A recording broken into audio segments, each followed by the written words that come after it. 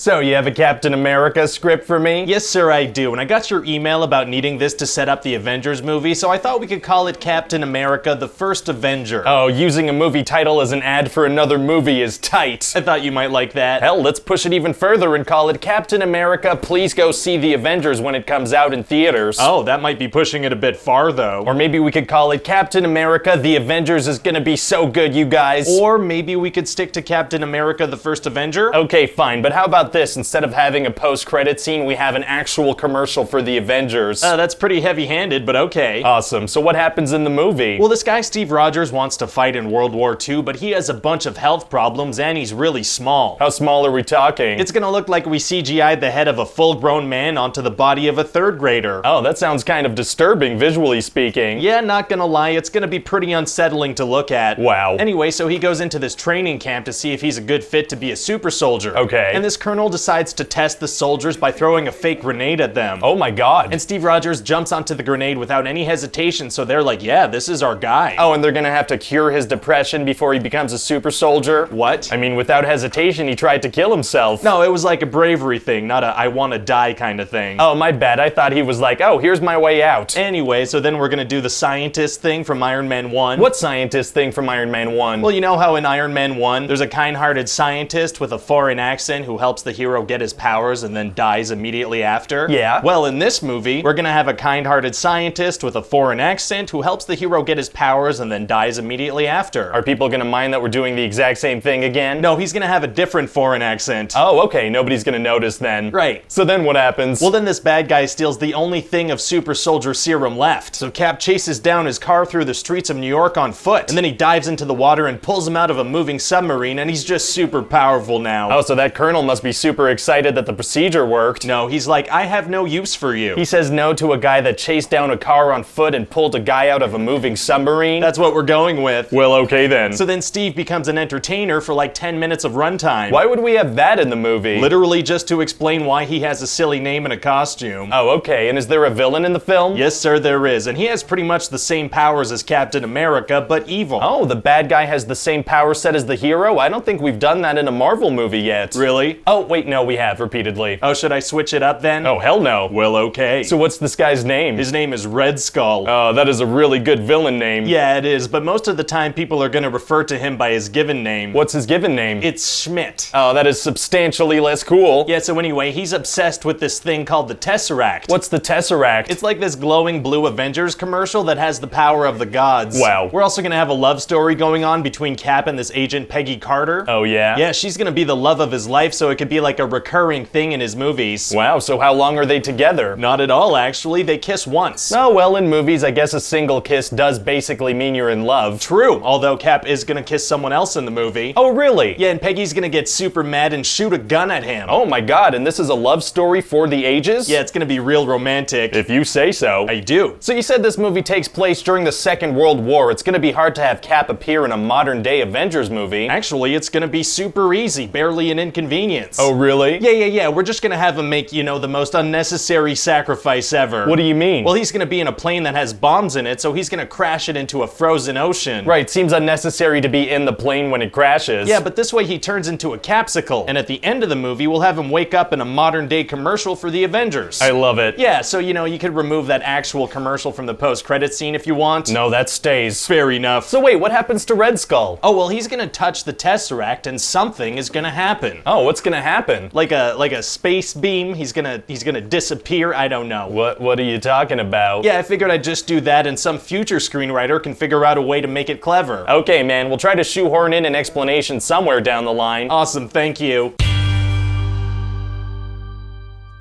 So, you have an Avengers commercial for me? Yes, sir, I do. And this one's gonna be an origin story for Captain Marvel. Oh, wow, we've done a lot of origin stories. How are we gonna keep this fresh? By doing our normal origin story stuff, but giving her memory loss so we can reveal it in little fragments. Oh, that is slightly different. Plus, we'll put this one in the 90s, because, so many people are dead. Yeah, so Captain Marvel is part of this Kree alien Star Force crew. Okay. But she's gonna slowly come to learn that she was a fighter pilot on Earth. It's gonna be fun for us to learn that with her. No, we're already gonna know. Oh, we are? Yeah, but we're gonna get to watch her figure it out, you know, much slower than us. I guess that's exciting. Maybe. So anyway, Captain Marvel is in training with this Kree guy, Yonrog, and he keeps telling her to stop being so emotional. Okay, so she's like super emotional then? Nah, she's gonna be mostly stoic the entire movie, but people are gonna keep telling her to stop being emotional. So what's her personality like though? Oh, well, sometimes she makes clever remarks and then does a little smirk like this.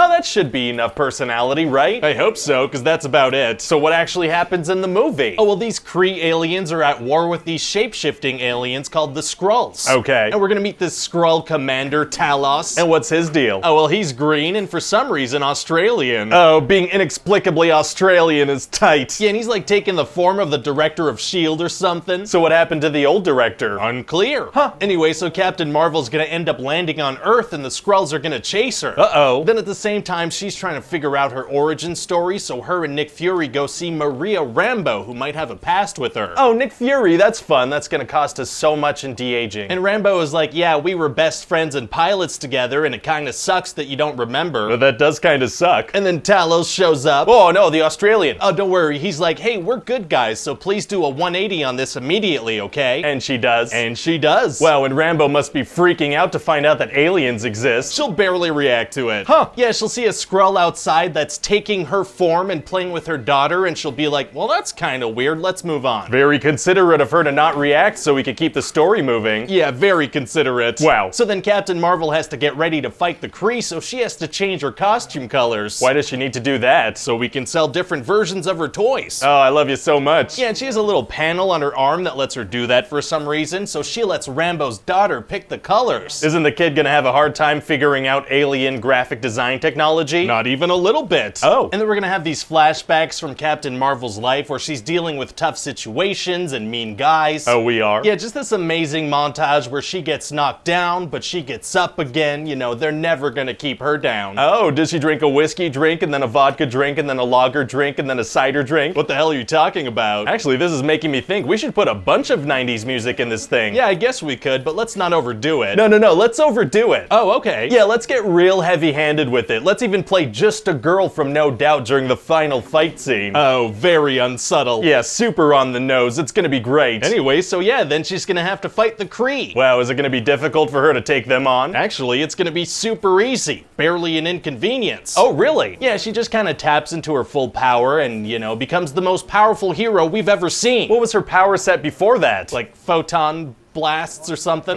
Very vague. Yeah, kind of. And what are her powers now? Oh, just, you know, all of them. Well, okay then. Oh, we're also gonna kind of find out that she got her powers because of the Tesseract. Remember that? Now, are people that haven't seen the previous MCU films gonna understand what that is? Oh, I don't know. I'm just kidding. We stopped caring about those people like 5 years ago. Okay, yeah, I was wondering why you brought them up. Anyway, I think it sounds good, but it could be more entertaining, you know? Did I mention there's a cat?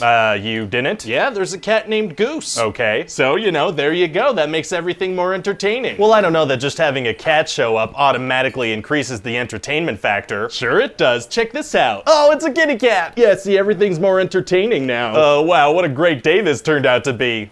Wait, where were you keeping that? Anyway, so this cat is actually a powerful alien. Oh, that is interesting. Yeah, and he's gonna scratch Nick Fury, and that's how he loses the eye. I feel like that really undermines the badass nature of the character. Yeah, but it's gonna be funny. That is more important. And so then Captain Marvel is gonna modify Fury's pager and be like, only contact me in case of emergency. Oh, okay, and that's why he knew to call her at the end of Infinity War? Exactly. So that means that aliens invading New York was not an emergency? Guess not. And a super sophisticated AI trying to take over the world wasn't an emergency either? No, both those situations were not a big deal, apparently. Huh. Oh, also Nick Fury finds out that her nickname was Avenger because there's a photo that says Carol Avenger Danvers. Okay. And so that gives him an idea of a name for a new initiative he's working on. Oh. You see where I'm going with this? Yeah. Yeah. The Carol Initiative. No, the Avengers Initiative. Oh, right, that makes more sense. So yeah, now fans are gonna finally know where that name came from. Were fans wondering that?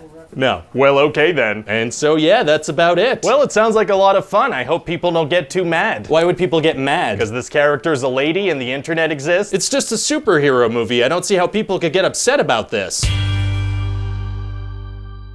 So you have a script for me? Yes, sir, I do. So we're gonna follow Tony Stark, who's a billionaire playboy weapons manufacturer. Oh, a playboy, huh? Yeah, and towards the beginning of the movie, this reporter, Christine Everhart, is really gonna challenge him on the ethics of selling weapons. Oh, well that's good, because sometimes when there's a playboy character in movies, there's a tendency to objectify women and get kind of... And then Tony's gonna bang her. Oh, he is. And then Tony's assistant Pepper is gonna call her trash and kick her out of the house. Oh my god. Yeah, it's gonna be hilarious. Well, okay then. So anyway, Tony's gonna go to Afghanistan to show off a new weapon called the Jericho to the US military. Sounds like something they could do in the US. There's lots of weapons testing facilities. Yeah, well, they're gonna do it in Afghanistan because I need it for the story. Fair enough. So later, he's gonna be in a convoy that's gonna get attacked by terrorists. Uh-oh. And one of his own missiles is gonna blow up in his face. That's not good. And so then he's gonna be held captive by the terrorists, and he's gonna have this thing in his chest that's using a car battery to power a magnet to keep a piece of shrapnel from entering his heart. I have to say, it sounds like you pinned him in a situation that's gonna be impossible to get out of. Actually, it's gonna be super easy, barely an inconvenience. Oh, really? Yeah, see, the terrorists want him to build them a Jericho missile, so they give him a bunch of weapons materials and mostly leave him alone. Well, that sounds super reckless. They also leave him with the doctor guy that saved his life, who's like the nicest dude. But there's a guard in the room or something, right? No, they are kind of keeping an eye on things through a security camera, though. Why not have a guard in the room keeping an eye on things? Because. That works. Anyway, so since Tony Stark has a bunch of weapon building material and little to no supervision and a new best friend to help him out, he's gonna build a kind of Iron Man suit powered by a mini arc reactor. A mini arc reactor? Yeah, it's like a super powerful energy source to power the magnet so he doesn't have to carry a car battery around. Wow. Yeah, and the doctor guy is gonna be like, whoa, this thing could run your heart for like 50 lifetimes. Wait, is the thing running Tony's heart or powering It's powering the magnet. So why would that guy say that? I don't know. What a strange guy. Yeah. So anyway, Tony's gonna kill a bunch of terrorists and there's gonna be fire and explosions. How's Tony able to see out of the suit? Well, the mask has some pretty massive eye holes. And the fires and explosions don't roast his eyeballs? They do not. Oh, fireproof eyeballs are tight. Yeah, so then Tony's gonna go back to the US and the first thing he does is go to Burger King. Well, actually, I was thinking he could go to... No, I'm telling you that the first thing he does is go to Burger King. I already cashed a check from them. Oh, it's a product placement thing. Okay, what does he get from Burger King? A cheeseburger and probably diarrhea, if we're being honest. I'll add it into the script. Probably just the cheeseburger part, though. So what does he do after that? Well, now he's changed and he wants to do good, so he announces that his company's not gonna make weapons anymore. Won't that jeopardize the entire company and cause hundreds of people to lose their jobs? Probably. Kind of weird that his first good act is gonna destroy hundreds of families. Whoops. Whoopsie. So anyway, then Tony's gonna build himself a really good Iron Man suit. Okay. And he's gonna have a hard time getting it to fly, but eventually he's gonna get the hang of it. And what does he do with it? Well, he goes to kill people and then accidentally blows up a US fighter jet. This guy kinda sucks. Kinda. Wow, and who else is in the movie? We're also gonna have this guy, Obadiah Stane. Oh, so he's the bad guy? How could you tell? Well, his name is Obadiah Stane, so I figured he's either a bad guy or a general in the American Civil War. Well, it's the first one. That does make the most sense. So anyway, Obadiah works on building his own Iron Man type suit. So you're saying the bad guy has similar powers as the hero, but uses them for evil? Exactly. Okay, before you say anything else, I love that and I want to do it over and over again in any movies we make. Won't that get kind of repetitive? I don't know. Well, okay then. So what else happens? Well, Obadiah can't figure out the mini arc reactor thing, so he paralyzes Tony and steals his. Uh-oh, is he gonna kill him? No, he's gonna explain his evil plan to him and then leave him for dead. Why wouldn't he just kill him though? Because there has to be a final fight. Fair enough. So then there's gonna be a final fight. Right. And Obadiah's a really good fighter, so it's super tough for Tony. Didn't we have a whole thing where it takes Tony a while to figure out how to use the suit properly? Yeah, well, Obadiah's gonna get the hang of it immediately. Wow. So then they're gonna have a crazy public fight and Obadiah's gonna throw cars around and stuff. What's his plan here exactly? Well, I guess it's to murder Tony in a very public way and hope that solves all his problems. Doesn't seem like it would. Yeah, it's not the best plan. Huh. So anyway, Tony's gonna fly so high up that Obadiah's suit freezes and he's gonna fall all the way back down to Earth. Wow, so he dies? No, he's completely fine. How? I don't know. Fair enough. So then Tony's gonna get Pepper to overload this giant arc reactor thing so it blows up and kills Obadiah. Wouldn't that also kill Tony? It would and it should, but it won't. Very lucky. And so yeah, that's about it. Wow. So what do you think? Well, it sounds like a pretty fun superhero movie. Okay. So yeah, I say let's give it a shot. I doubt it'll lead to anything huge, but we can give it a try.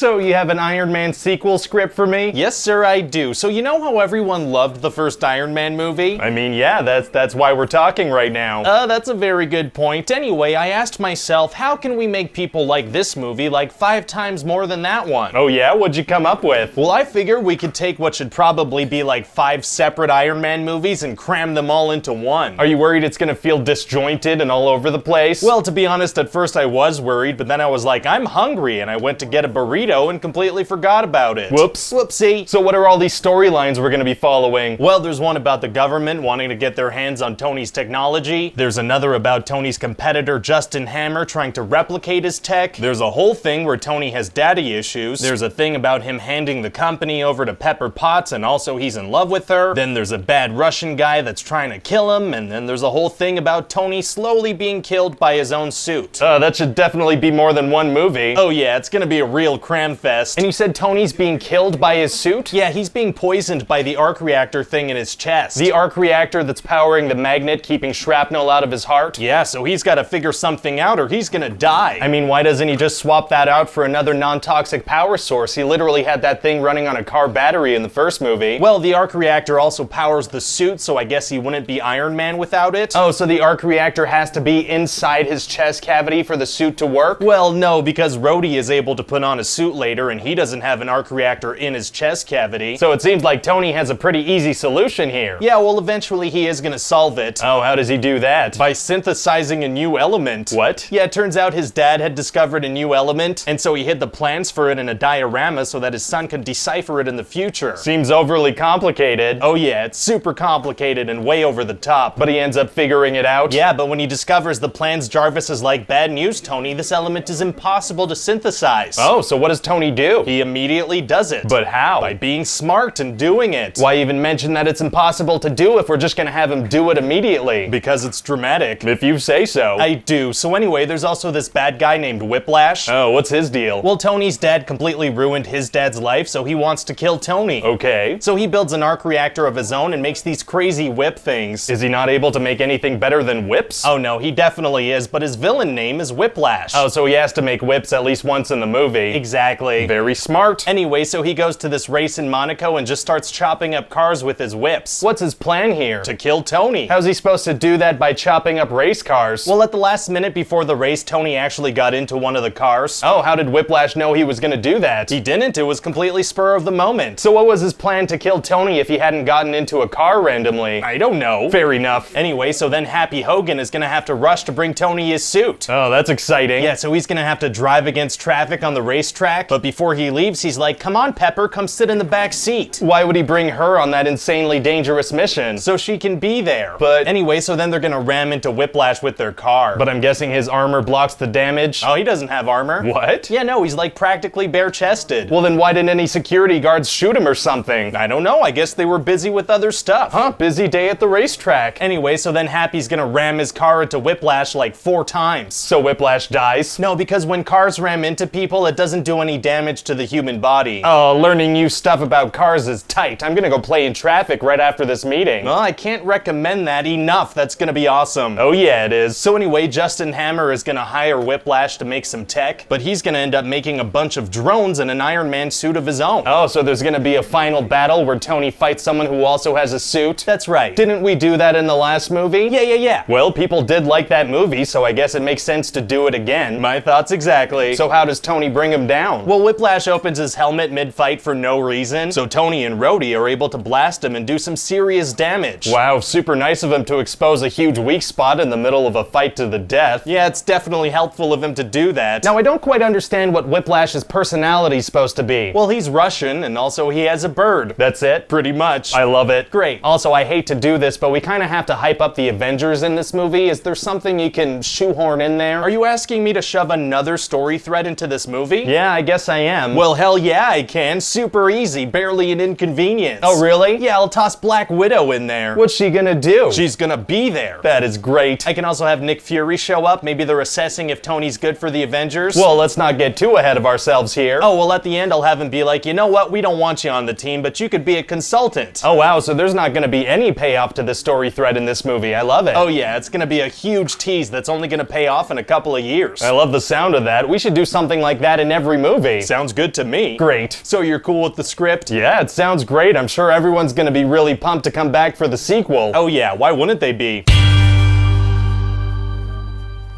So you have a Hulk script for me? Yes, sir, I do. And since a Hulk movie came out just a couple of years ago, we're gonna speed through all the origin stuff and just have him start out in hiding. Oh, so this is a sequel? Yeah, except all the actors and the style and the tone and a bunch of story elements are all different now. So it's like a reboot? Except it kind of picks up where the last one left off. So it's like a re-quill? Or a C-boot? Or like a C-re? What was that? Oh, Apple is letting me test run some of their new software. No thank you, Siri. So anyway, yeah, Bruce has been hiding out in Brazil and trying to avoid hulking out. So he stays away from commotion and tries to remain calm? Exactly. Very smart. And he also gets a job in a chaotic factory jam-packed with aggressive people. What? We're also gonna see him do a bunch of exciting stuff like shirtless yoga and shirtless breathing exercises. Watching people breathe is tight. Oh yeah, and that's an activity you can do pretty much anywhere. I like watching people breathe while they sleep. Oh, that's super creepy. Yeah. Anyway, so some bad guys want to track down the Hulk so they can weaponize him. That kind of sounds like the bad guy's motivation in the Iron Man movie we're working on. Oh, should I change it? It's probably fine. I mean, there's gonna be a time gap between the release of the two films, so people won't mind. How big of a gap? 1 month? That should do it. Great. Anyway, so a bunch of soldiers are gonna shoot at the Hulk, but he's like bulletproof, so it doesn't do anything. Oh, so they realize that the guns are pointless and it's useless to shoot him with them? No, they're gonna keep shooting at him with bullets throughout the entire movie. They don't learn a thing. Wow, huge waste of ammo, but what are they gonna do, not shoot him? So anyway, the entire movie is gonna be Bruce trying to avoid being captured by the military. Isn't that kind of what happened in the first Hulk movie? People thought that was kind of drawn out and boring. Yeah, people did say that movie was kind of long, but this one's gonna be shorter. Oh, how much shorter are we talking? 3 minutes. Oh, fantastic. Anyway, we're also gonna do a thing where Bruce wants to go visit his girlfriend at a university, but everyone's on high alert because the military knows he might try to get in touch with her. Oh wow, so it's gonna be tough for him to sneak in there. Actually, super easy, barely an inconvenience. Oh really? Yeah, he just gives pizza to 2 different guys and that solves all his problems. Using pizza for stealth purposes is my third favorite way to use pizza. We're also gonna have a scene where Bruce is about to bang, but he has to stop himself because if he gets too aroused, he'll turn into the Hulk. Wow, feels pretty unnecessary to include that. Oh yeah, it's super unnecessary, and we're gonna make everyone picture an aroused Hulk. Oh, I hate that that image is in my brain right now. Yeah, it burns. So what else happens in the movie? Well, we're gonna have a bad guy turn into a bad version of the Hulk, and they're gonna have a big CGI fight. Wow, that is exactly what we're gonna do in the Iron Man movie. Wow, thank God they're coming out a month apart. Well, actually, I think the bad guy with similar powers thing is gonna be something that's gonna come back a lot in the MCU. Great. So what else happens? Well, some of Bruce's blood is gonna fall into the open wound of this scientist guy, and he's gonna start to transform into a monster too. Oh, where's that gonna go? Nowhere. But like in a sequel or something? Not even. Well, okay then. And at the end, we're gonna have a thing where Bruce is meditating again. So fun to watch. And then he's gonna open his eyes and look directly into the camera, and his eyes are green, and he's gonna smile. Why? Because movies do that sometimes. But what does it mean? Can he control the powers now? Maybe, I don't know. Movies do this though. How did that happen? Look, I just want the main character to look directly into the camera and smile. We don't have to overthink it. Well, okay then. So what do you think? It sounds like a lot of fun. I mean, I don't know how anyone could dislike this script. Well, great.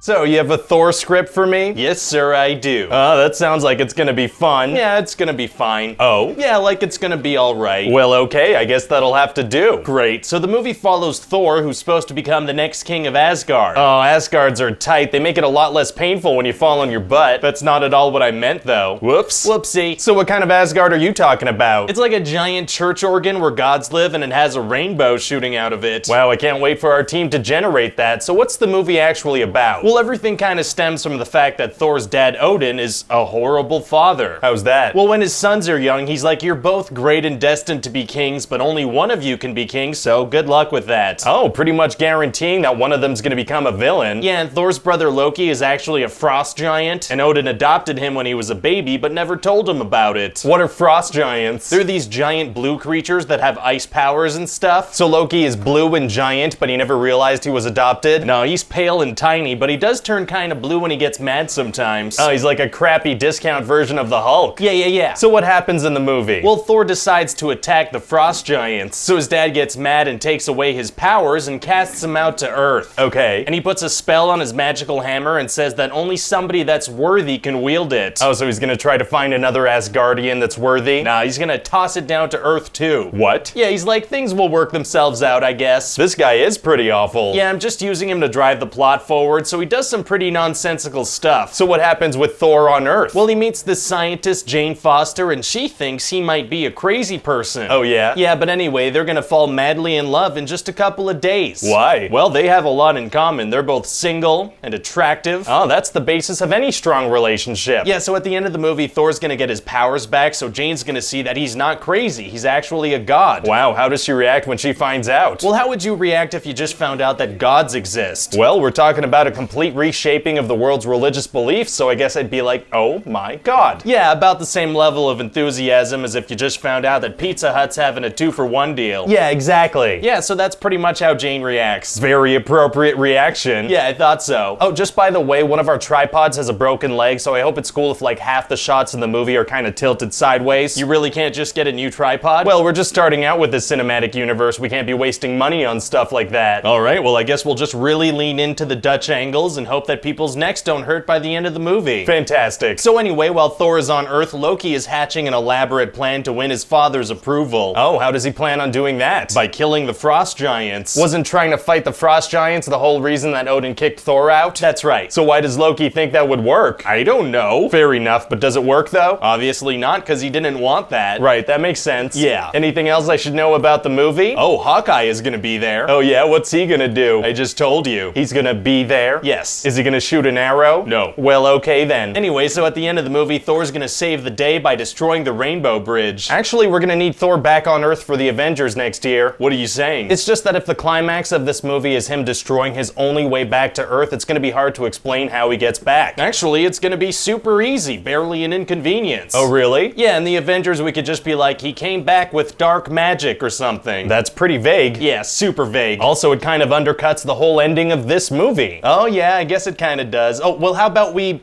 do it anyway? Oh, I love it. Great, so what do you think of the movie? Well, I mean, it has gods, magic, action. I think it has the potential to be the strongest Marvel trilogy we ever make. Wow. So you have a new superhero script for me? Yes, sir, I do, and it's kind of a sequel to all the movies we've done so far. So there's Captain America, Iron Man, Thor. Oh yeah, Thor's the one where we shot like half his movie in Dutch angles, right? Yeah, what was up with that? Was the tripod broken or something? One of the tripod legs was broken, that's right. I thought so. So who else is there? Well, in terms of superheroes, there's also Hulk, there's Spider-Man, there's... Nope, not him. What? We can't have Spider-Man in there. Oh, how come? Well, we don't have the rights to the character. Ah, crap, that's right. Yeah, so unfortunately, we're never, ever gonna see Spider-Man in a Marvel Studios movie. You alright? What's up? You had like a weird eye twitch or something. You have something in your eye? Yes. There was also a bell noise or something? So what happens in the movie? Well, there's a magic box called the Tesseract that's misbehaving, and so S.H.I.E.L.D. is trying to figure out why. And they're trying everything. I mean, they poke it with a stick and stuff. Oh, poking it with a stick doesn't help? Not at all, and then a portal opens up and out comes the big scary threat of the movie. Is it a spooky skeleton? Nope. Because that'd be scary. Yeah, but it's not a spooky skeleton, it's actually Loki. Loki from the Tilty Thor movie? I thought that movie ended with him killing himself by jumping into some kind of spatial abyss. Yeah, he's fine now. Oh, that didn't kill him? No, and that's something I'd actually really like to start pushing in Marvel movies. That nobody ever actually dies? That's right. I like it, so how does he survive? Oh, we're barely gonna explain it. Works for me. So then Loki uses a scepter to mind control Eric Selvig, the scientist from the Tilty Thor movie, and also Hawkeye. Hawkeye? Oh yeah, he actually ends up being one of the Avengers. What are his superpowers? Oh, he's awesome. He shoots arrows very well. Yeah, what else? That's about it. Oh, but sometimes the arrows explode and sometimes they have computer viruses. He shoots computer virus arrows? Yeah, sure, I don't know. All right. So basically Loki wants to use the Tesseract to open a portal so his alien army could come through. Where's he get an alien army? When he was floating in space, he met this guy named the Other who works for this other guy, Thanos. Thanos? Yeah, we're actually gonna have a mid-credit scene where he shows up. Oh, is he like the upcoming villain or something? Exactly. Amazing. In 6 years. What? Anyway, so Nick Fury's like, uh-oh, stuff is crazy. I'm gonna move forward with the Avengers initiative. And what does that mean exactly? It means they're gonna invite Bruce Banner, Tony Stark, and Steve Rogers to come hang out. That's his plan? Yeah, he figures if he could get them all in the same room, that'll kind of fix everything. Also, Natasha Romanoff from Iron Man 2 is there. Oh, Black Widow's in this. Yeah, so once again, she's gonna be in very tight leather, but this time doing even more action scenes. Oh, I bet that's gonna be uncomfortable for her. Oh yeah, I'd say so. So what else happens? Well, Loki's gonna get captured by the Avengers, but then Thor is gonna show up and try to take him. How does Thor get back to Earth? Didn't he destroy the only way back at the end of his film? Yeah, we're barely gonna explain that. Gotcha. Well, I guess it's good that Thor's there now because they can get Jane Foster to help out. Why would they do that? Well, her and Eric Selvig are kind of the authorities on portal science, so if anyone can help out, it's her. Okay, yeah, that's a good idea, but instead of doing that, they're gonna send her off to an island or something. Oh. Yeah, she's not even in this movie. It's more of a let's solve things with punching kind of movie. Gotcha. So anyway, Thor and Iron Man and Captain America get into a fight over Loki. And so he escapes? No, he just kind of stands around and waits for them to finish up. Oh, doesn't that make them suspicious? That means he clearly wants to get captured. Yeah, but they still bring him onto the helicarrier thing. So then it turns out that Loki's plan is to turn Bruce Banner into the Hulk. Oh, well, I guess Bruce wouldn't be stupid enough to get on an airplane if there was any danger of him turning. Well, to be fair, S.H.I.E.L.D. didn't tell him he was gonna be on a plane. What? Why? Because it was a fun little surprise. They were like, guess what? This boat's actually a plane. Whoa. That seems wildly irresponsible. Oh yeah.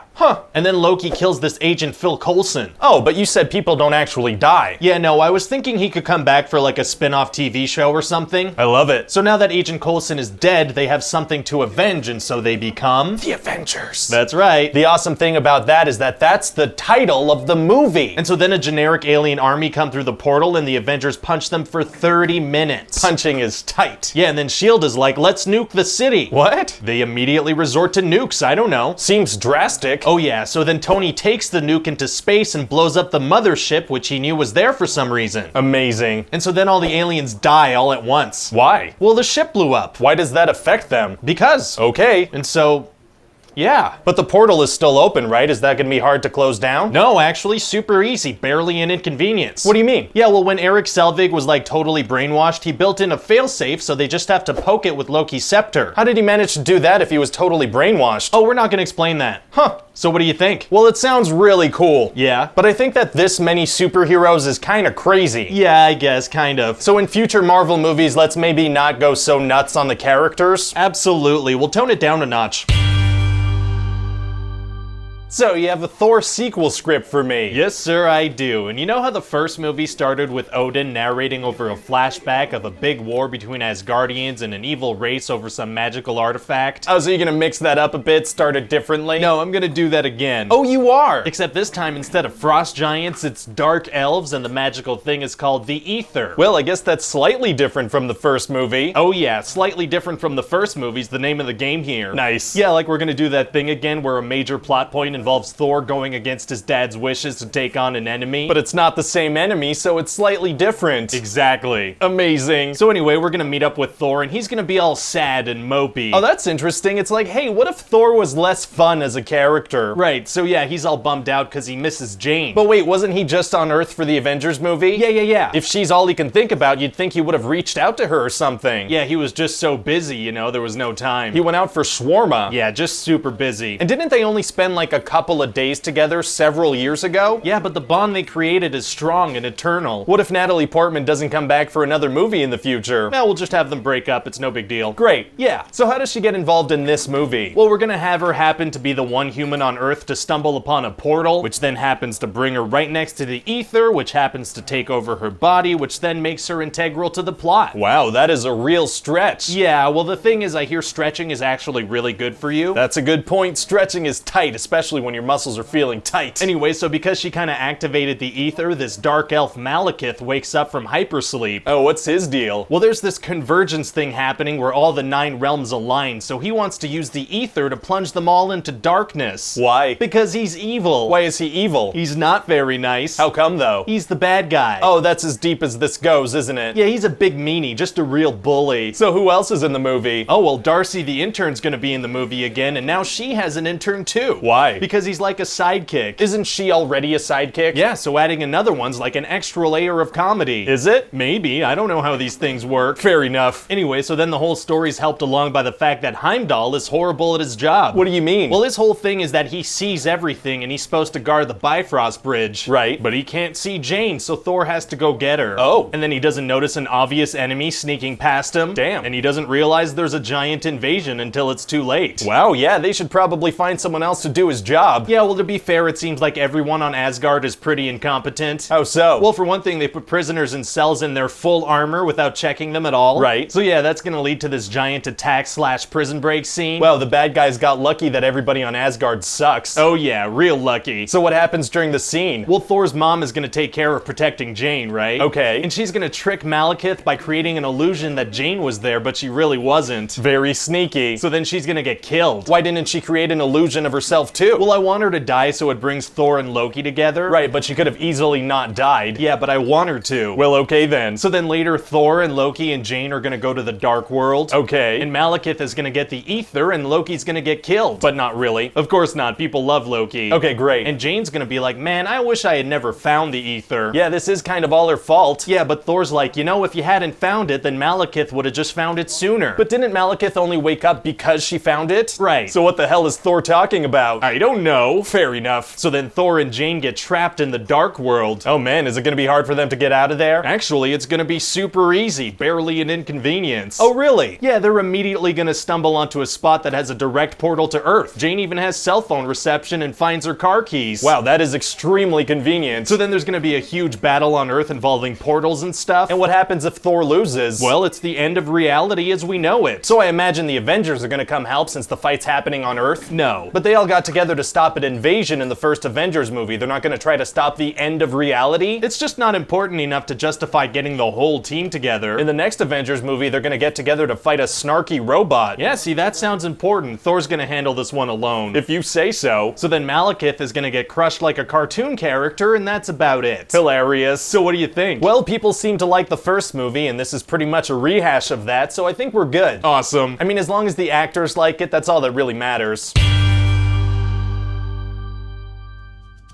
So, you have an Iron Man 3 script for me? Yes, sir, I do. And Tony's been spending his time since the Avengers movie building a whole bunch of Iron Man suits. Oh, that's what the fans want to see. Oh yeah, and he's gonna build a bunch of different kinds of suits too. Amazing. And then we're barely gonna see them in action. Oh, is he mainly gonna stick to his normal armor? No, he's barely gonna wear Iron Man armor at all. He's not. No, he's mostly gonna be running around having panic attacks and crying. Wow, that doesn't sound like Iron Man at all. Yeah, well, I like to subvert expectations, you know, so people buy tickets expecting Iron Man and instead they get PTSD Tony. And you think people are gonna enjoy that? It doesn't matter if they enjoyed it. What matters is that I subverted their expectations. Well, okay then. So. And is there a bad guy in the movie? Oh, well, we're gonna have this terrorist guy called the Mandarin. Oh, the Mandarin, as in Iron Man's greatest foe from the comics? That's the one. Wow, fans have been waiting to see him hit the big screen for years. Yes, exactly. So what we're gonna do is subvert their expectations. Oh my god. Yeah, they're gonna think this guy's some amazing villain, then halfway through we're gonna be like, oh no, he's just some dumb actor guy. Maybe people would prefer to actually see the Mandarin though. It doesn't matter, because their expectations are gonna get subverted. It feels like people are gonna get mad. You can't be surprised and angry at the same time. It's scientifically impossible. Oh, it is? Maybe. I'm not a scientist. Well, okay then. So what actually happens in the movie? Well, you know how in The Incredibles the bad guy becomes a villain because the superhero guy was mean to him a bunch of years ago? Yeah. Well, I figured we could do something like that. What do you mean by something like that? I mean exactly that. Why would we do that same storyline again? Because people love The Incredibles. Oh, that's a good point. The Incredibles is tight and it made a lot of money, which is also tight, so there's a lot of tightness going around.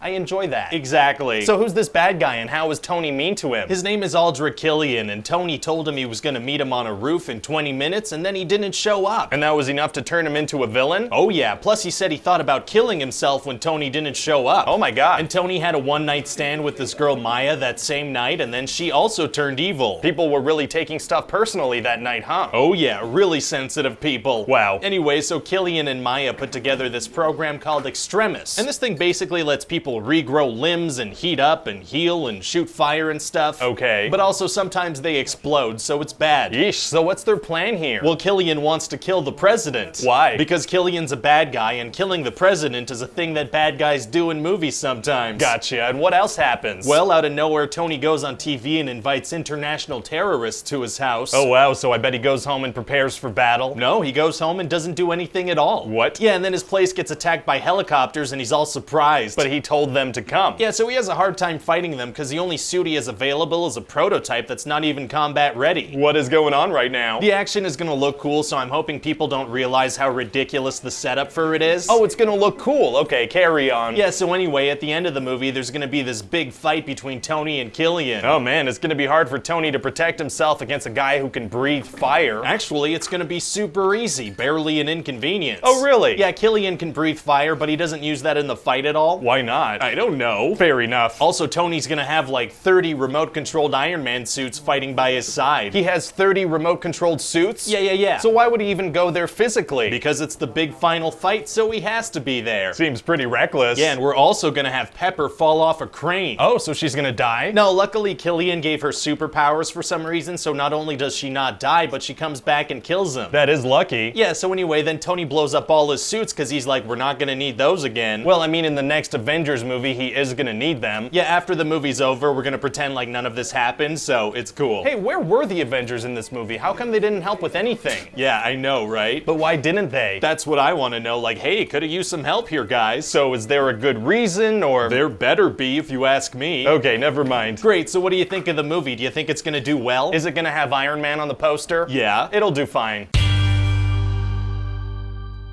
So, you have a Captain America sequel script for me? Yes, sir, I do. It's called Captain America: The Winter Soldier. Oh, the Winter Soldier, huh? Let's see what that's all about. Yeah, I'd much prefer if you didn't Google the title. Oh, the Winter Soldier is Bucky Barnes, Cap's friend from the first movie. Yes. Was that supposed to be a twist or something? Yeah, it's like this big mystery during the whole movie. Oh, well, maybe you shouldn't have put the Winter Soldier in the title. I mean, I'd have to come up with another title and everything. Yeah, I guess that is like a whole thing. Yeah, I mean, people that don't use the internet will be surprised. They sure will. So what's the movie about? Oh, well, we're gonna find out that Hydra was secretly operating within S.H.I.E.L.D. this whole time, so the whole agency's compromised. What? Yeah, pretty crazy, right? Yeah, it sounds super cool, but doesn't it kind of mess up some of the movies we've made already? What do you mean? Well, like that means that in the Avengers, Hydra actually had the Tesseract. Oh, yeah, I guess they did. Also, why would Hydra let Nick Fury put together the Avengers in the first place? Yeah, I guess they wouldn't have allowed that to happen. We also had Tony Stark go into S.H.I.E.L.D.'s computer in the Avengers and see all their dirty little secrets.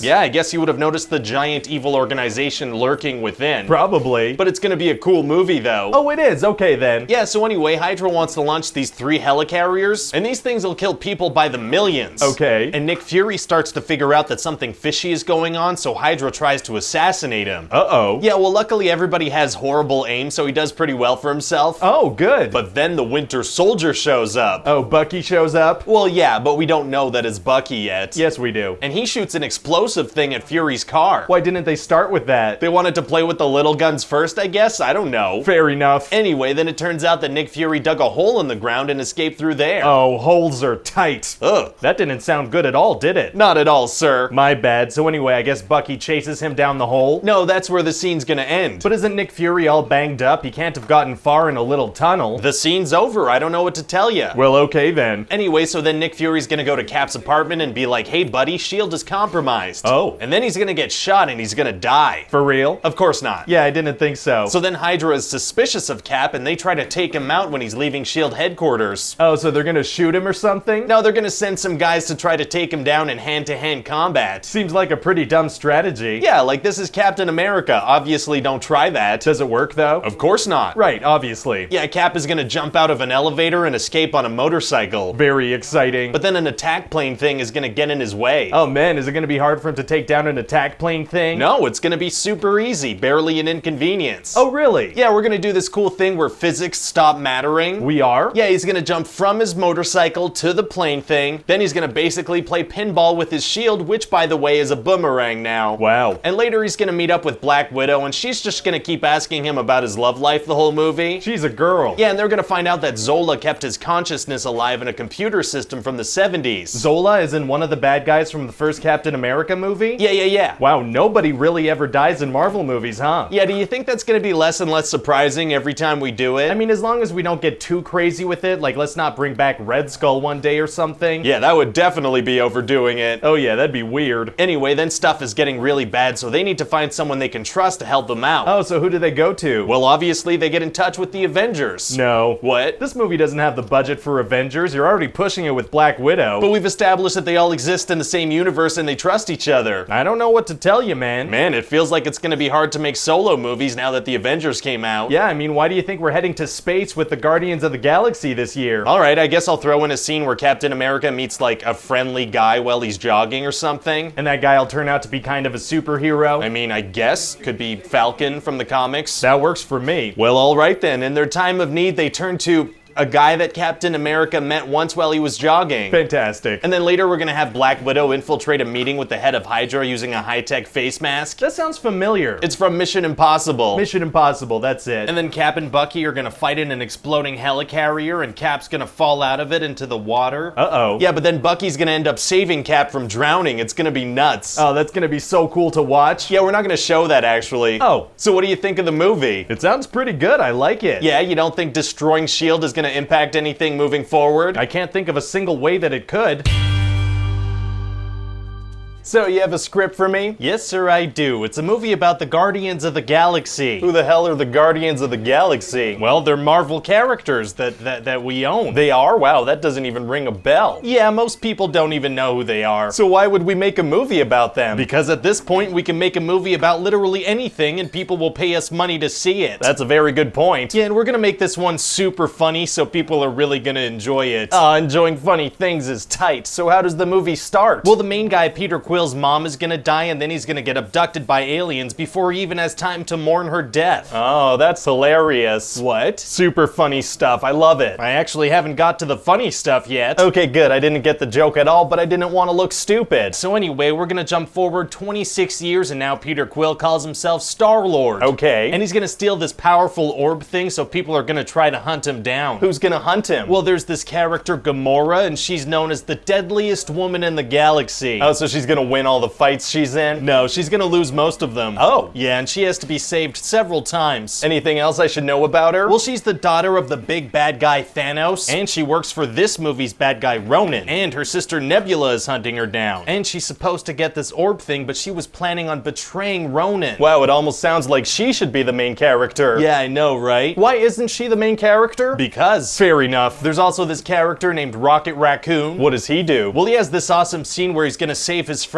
by, crashing a spaceship directly into him. That doesn't sound very helpful at all. Yeah, well, somehow it's gonna work perfectly and knock out the bad guy, but none of the good guys. Well, that doesn't make much sense, but I bet it's gonna look cool. Yeah, and also there's this lovable talking tree character named Groot. What's his deal? Oh, he's great. In the end, he's gonna sacrifice himself for everyone and he's gonna die. Not permanently, he's not. What? You can't permanently kill off a lovable character. This is a Marvel movie. Okay, but... No way, man. Okay, maybe I can have him be reborn and there's like a baby Groot at the end of the movie. As long as he's not dead by the end of it. Well, technically he will die, but there'll be another Groot that... Look, is there gonna be a cute character named Groot available for us to use in the sequel? Yeah, but like he'll be... Well, then you tell yourself whatever you want. Oh, I will. So what else happens? Well, all those characters are gonna get arrested by this police force called the Nova Corps. Okay. And they're gonna be super pumped that they caught Gamora since she works for Ronan and they've been having some serious Ronan problems. Oh, so they're gonna question her or use her as leverage or something? No, they're gonna immediately put her in jail to die. Not the brightest move. Yeah, they're pretty bad at their jobs. Sounds like it. Anyway, in jail, they're gonna meet this other character named Drax. Oh, what's his deal? Oh, he's funny. He takes everything literally. Oh, that's funny. How's that gonna work? Inconsistently. Oh, really? Yeah, it's gonna be a thing whenever I can think of a joke to make, but other than that, he's just gonna understand things normally. Wow. And then all the characters are gonna escape prison together. Is that gonna be hard to do? No, it's gonna be super easy, barely an inconvenience. Oh, yeah? Yeah, because everything in the prison is stupid. How so? Well, they have these flying robot things that can't hit a target. Then they have guards that take turns shooting rockets instead of firing all at once, which buys the heroes a lot of time. Then for some reason, from the control room, you can control gravity in individual sectors in the prison, so they use that function to escape. Why would that gravity thing even be an option? Because I wrote that. Fair enough. So tell me more about this Ronan guy. He's blue and pouty and super evil. Oh, he's evil? That does sound like a good villain. I thought you might might like that. Oh, I do. So he gets an Infinity Stone, which gives him the power to wipe out civilizations like weed in a field. Well, it sounds like it's gonna be hard for the Guardians to fight him one-on-one. Actually, super easy, barely an inconvenience. Oh, really? Yeah, even though he can easily kill them on several occasions, he's just gonna kinda knock them down repeatedly. Well, that's super considerate of him. Yeah. And you said Thanos is in this movie? Why does that ring a bell? Oh, he's like the biggest bad guy ever. We showed him for a second in a post-credit scene in the Avengers. Sounds like a powerful guy. Oh yeah, this guy is so dangerous you don't even know. So what's he gonna do in the movie? He's gonna sit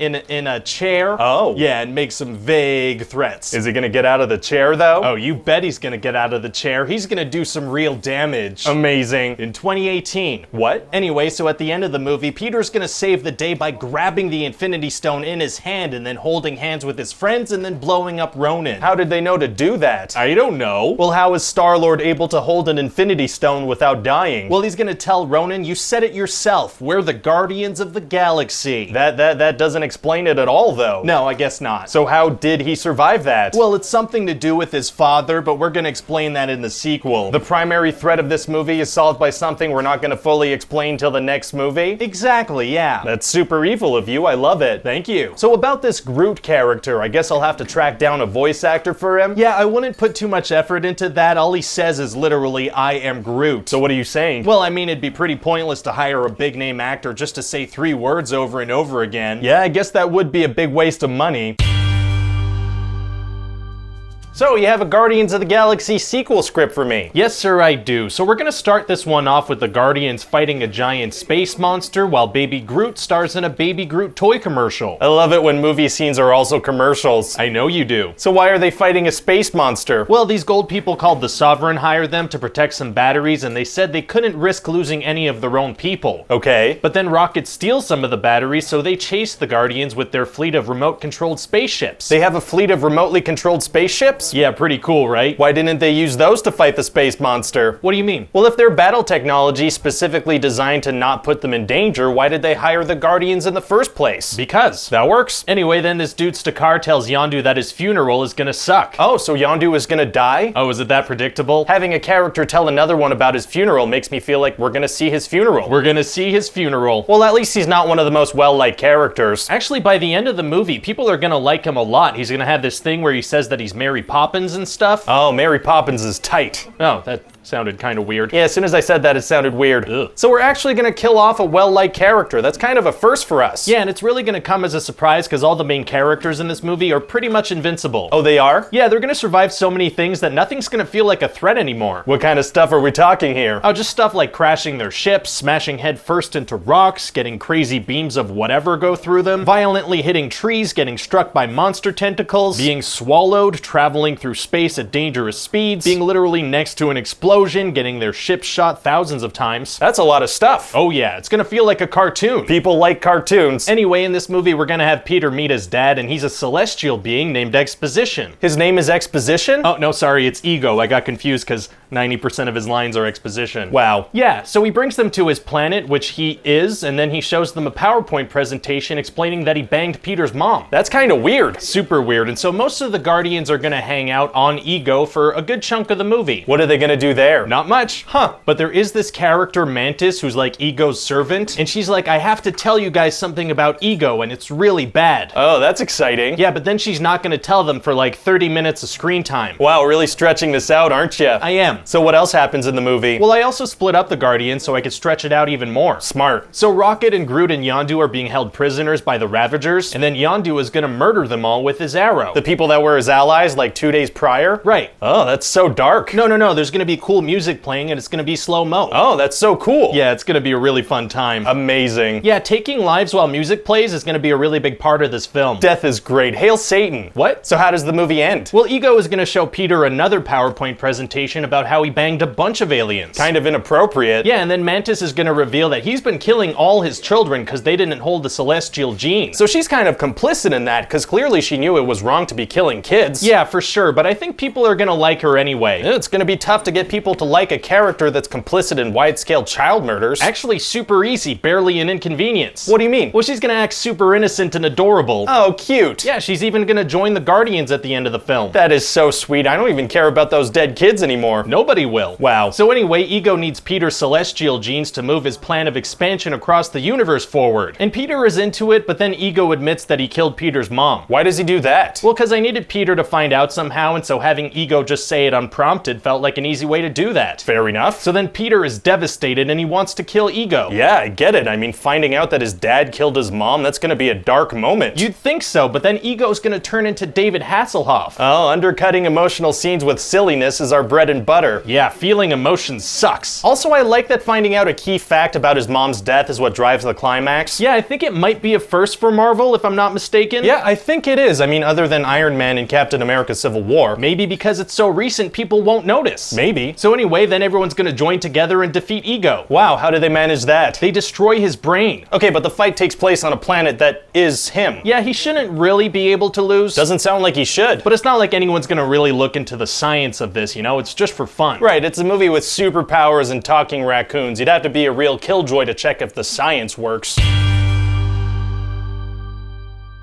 So you have a new Avengers script for me? Yes, sir, I do. And this one starts off with the Avengers doing some super awesome murders. Oh, it does? Yeah, it's gonna be like 10 solid minutes of the Avengers murdering and cracking jokes and murdering and cracking jokes. That is so cool. Yeah. And how are the Avengers getting along without Tony? Oh, well, he's right there with them. Didn't he kind of retire at the end of Iron Man 3? Yeah, that's right. So what explanation are we giving for his return? None whatsoever. Huh, so what's the movie about? Well, it's called Age of Ultron. Oh, Age of Ultron? So this takes place over several years? Yeah, no, just a couple of days. Oh, do you know what the word age means? I do not. It's a tough word. Yeah, sounds cool though. Age of Ultron. It does sound cool. So anyway, using Loki's scepter, Iron Man wants to create an AI called Ultron that can achieve peace in our time. Oh, that's nice. Yeah, but then Ultron understands his purpose as, oh, I need to murder everyone. Whoopsie. So Ultron attacks the Avengers while they're getting drunk and then escapes through the internet. He escapes through the internet. Yeah, so now he has access to every system on Earth except nukes. Oh, that's cool. So what's his plan? Is he gonna like take down the electrical grid? Nope. Something with the water supply? Nuh-uh. Air traffic control? Nope. All of the Avengers' super advanced technology? No, those sound like good ideas, but what he really plans on doing is making a city fly and throwing it down to Earth. Oh, you'd think a genius AI would be able to think of a better plan than that. You'd think so, but he's really into the city throwing idea. Interesting. So anyway, Ultron is this super scary, super intimidating robot. You should have him crack jokes like Loki. What? People love Loki. Yeah, but why would a robot crack jokes? So he could be more like Loki. Okay, but People love Loki. oh, is this so you can sell Ultron toys to kids? Maybe. We sold a lot of Loki toys. Well, why didn't you say so? The movie's already a big commercial anyway. I love you so much. Oh, stop. What kind of commercials are we talking? Well, for example, the Hulk listens to music to calm down, right? Okay. On his wireless Beats by Dre headphones. Oh, awesome. That's a product. Or like Hawkeye and Black Widow drive around, right? Yeah. In a brand new state-of-the-art Audi. That's amazing. That's a product. We also find out what Iron Man likes to wear under his armor. Uh-huh. Any idea what brand he wears under his armor? No idea. He wears Under Armour under his armor. You just blew my mind. That's a product. And the movie's not just a commercial for products, it's also a commercial for movies. What other movies? Our future movies. How'd you do that? Well, we're introducing this character named Scarlet Witch that gives people visions. Okay. And so she gives Thor a vision that's a setup for Thor 3. Wow. And she gives Tony a vision that's a setup for Avengers 3. I love it. So what else happens in the movie? Well, after the witch gives people a bunch of visions, she makes the Hulk go crazy, and so Tony has to stop him. How does he manage that? He developed this new super powerful Hulkbuster armor, and so they just destroy a bunch of buildings. Oh, Tony has a suit upgrade, huh? I bet that'll come in handy against Ultron. Yeah, no, he's only gonna use it once. Oh, so anyway, then they all go hide out with Hawkeye's family. What happens there? Well, Natasha and Bruce have a long conversation about how they should have showered together. What? Yeah, they're in love now. Oh, they are? Yeah, I decided that would be a thing. Cute. And then Thor pieces out because he had a bad dream. And then Nick Fury secretly hides out in a barn to surprise Tony, even though he meets with everyone minutes later and had no reason to hide. Dramatic entrance, I guess? Yeah, let's go with that. And what does Thor go off and do? He goes to take a bath with Eric Selvig. Oh, kinky. No, he jumps into a dream puddle and learns about Infinity Stones. Oh, is that a commercial For an upcoming movie, that's right. I love it. So anyway, Ultron tries to put himself in a body type thing, but then the Avengers steal it. Oh, they do? Yeah, and then Tony convinces Bruce that they have to do the exact same thing they did with Ultron again. He wants them to redo the thing that created a death robot? That's right. God, is it gonna be hard to convince Bruce to do it? No, super easy, barely an inconvenience. Really? Yeah, he basically says that they're both monsters, and for some reason that convinces him. That was easy. Anyway, so they do the thing again, but this time Thor hits it with some lightning, and that creates a really nice dude named Vision somehow. It's crazy how science works, isn't it? Yeah, I literally don't understand it. Me neither. Also, Ultron is gonna kidnap Black Widow. He's gonna kidnap her. Why wouldn't he just kill her? I don't know, I guess to lure the Avengers over? Wouldn't they have gone anyway if Ultron is lifting a city into the sky? Yeah, you'd hope so. So how does the movie end? Well, you know how in the first Avengers we had them fighting like a generic army of aliens? Yeah. Well, this time we're gonna switch things up a bit. Oh yeah? Now it's gonna be a generic army of robots. Very cool. Also, one of the Avengers is gonna die. What? Which one? Quicksilver. Oh, I don't even know who that is. Yeah, we only introduce him in this movie. I'm not sure that he's actually an Avenger. How does he die? Well, Hawkeye is about to get shot, so Quicksilver uses his super speed to stand in front of the bullets. He has super speed? That's right. Why doesn't he use that to get them out of the way instead of stepping in front of bullets? I don't know. Plus, there's a huge scene earlier where he moves a bunch of people out of the way of a moving train. So he dies. Yeah, and also Tony, Thor, and Vision are all hitting Ultron at the same time, and he starts to die. Amazing. And then they all stop and let him get away. Why? I don't know, but Scarlet Witch kills him later. Well, good. And then in a mid-credit scene, we're gonna have Thanos show up. Oh, what does he do? He puts on the Infinity Gauntlet and he's like, fine, I'll do it myself. What's he talking about? Getting the Infinity Stones. Was Ultron trying to get him Infinity Stones? Nope. So what's he talking about? Getting the Infinity Stones. But that line doesn't make sense in the context of this movie. Yeah, but he wants them. But what's he talking about? Getting the Infinity Stones. Never mind. Anyway, so Tony retires from being Iron Man again. Oh, but he'll be back, right? No, this time he's retiring for real. He's never putting that suit on again. So, you're here to talk about Ant-Man. Yes, sir, I am. Cool, so do you need your parking validated or something? What? Make sure you pull on the door on your way out, because it looks like a push, but it's actually a pull.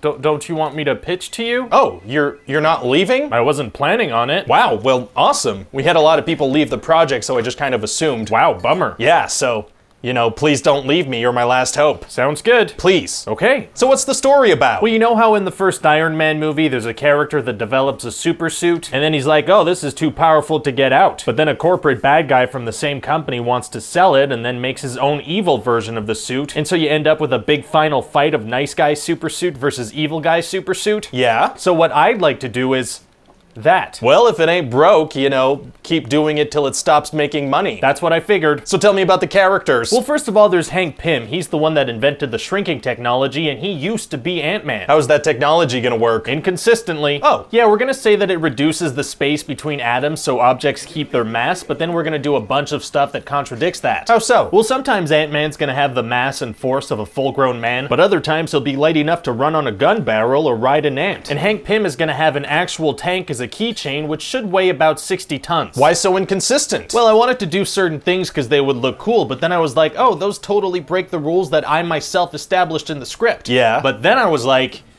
I don't care. And you did it anyway. And I did it anyway. The rule of cool strikes again. Yeah, so anyway, Hank wants this guy Scott to become Ant-Man and save the world because he can't do it himself anymore. Scott? Yeah, he's this guy that's just getting out of jail. Why does Hank want him? Well, Scott's an amazing thief, like the stuff of legends when it comes to stealing. Why was he in jail? Oh, because he got caught stealing. Doesn't sound like he's that good at it. Yeah, I guess not. In fact, he's gonna fail pretty much any time he tries to steal something in the movie. Strange choice of a guy to save the world. I guess so. So what does Scott say when Hank asks him? Oh, well, he doesn't ask him directly. Oh, he doesn't. No, instead he sets up a super elaborate series of events that could go wrong in 1,000 different ways, just so that maybe Scott could steal the suit. Why didn't he just ask him? He wanted to see if he'd be able to break into a safe. Could have just asked him. Yeah, but this way is more fun. This Hank guy is playing around a lot for someone who wants to save the world. Oh yeah. Huh. Anyway, Scott was in jail for about 5 years, so now he wants to make money so he could pay child support and see his daughter. How old is his daughter? She's like 6 or 7. So he went to jail for stealing when he had a 1 or 2 year old baby at home. That's right. I gotta say, Hank Pym is putting a lot of faith in this super sketchy dude. Yeah, well, he says everyone deserves a second chance. Yeah, but should your second chance out of jail have save the world level stakes? Probably not. So who else is in the movie? Well, there's Hank's daughter Hope that he keeps secrets from for no valid reason. Huh. And she's gonna fall in love with Scott because they're both attractive. And is there a villain in the movie? Oh yeah, we've got this villain Darren Cross, and he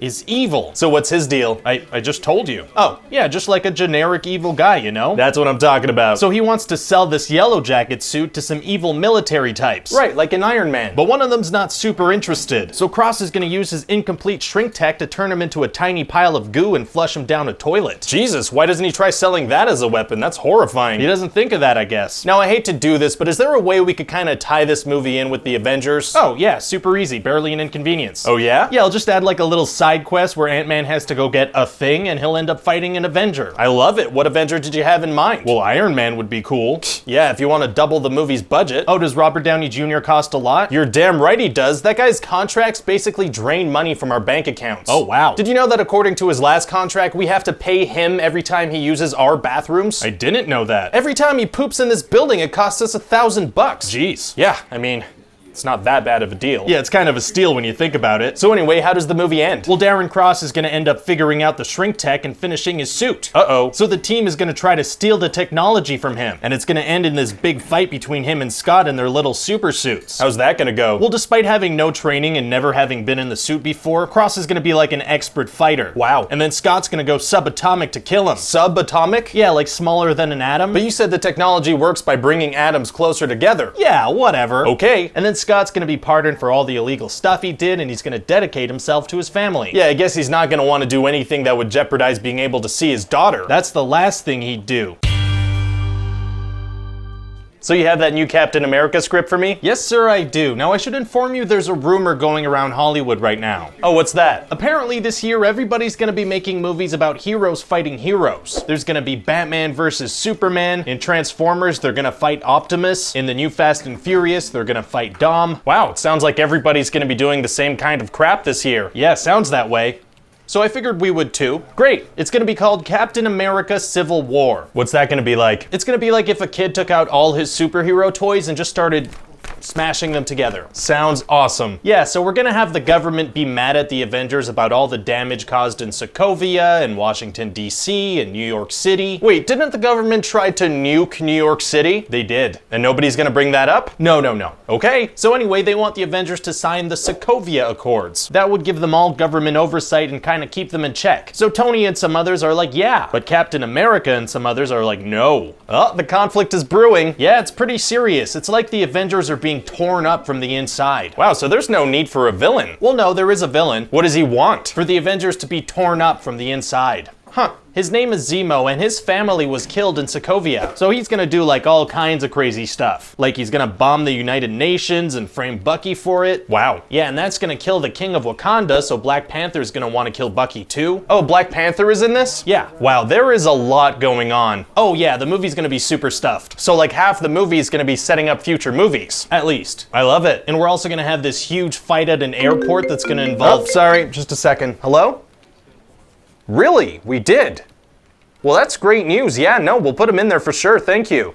What's up? Okay, so I just got word that we can now use Spider-Man in the MCU. Oh wow, that's amazing. Right? So let's shove him in there somehow. In Civil War? Yeah, we could have Tony recruit him onto his team for that airport fight. Do you think people are gonna mind that doesn't make much sense? What do you mean? Well, Tony's whole thing in this movie is about superheroes being more responsible. Right? So we probably shouldn't have him recruit an untrained child and throw him into a fight with the world's most powerful heroes and put him in mortal danger. Okay, yeah, no, I see what you're saying. It doesn't make too much sense, but also look at it this way.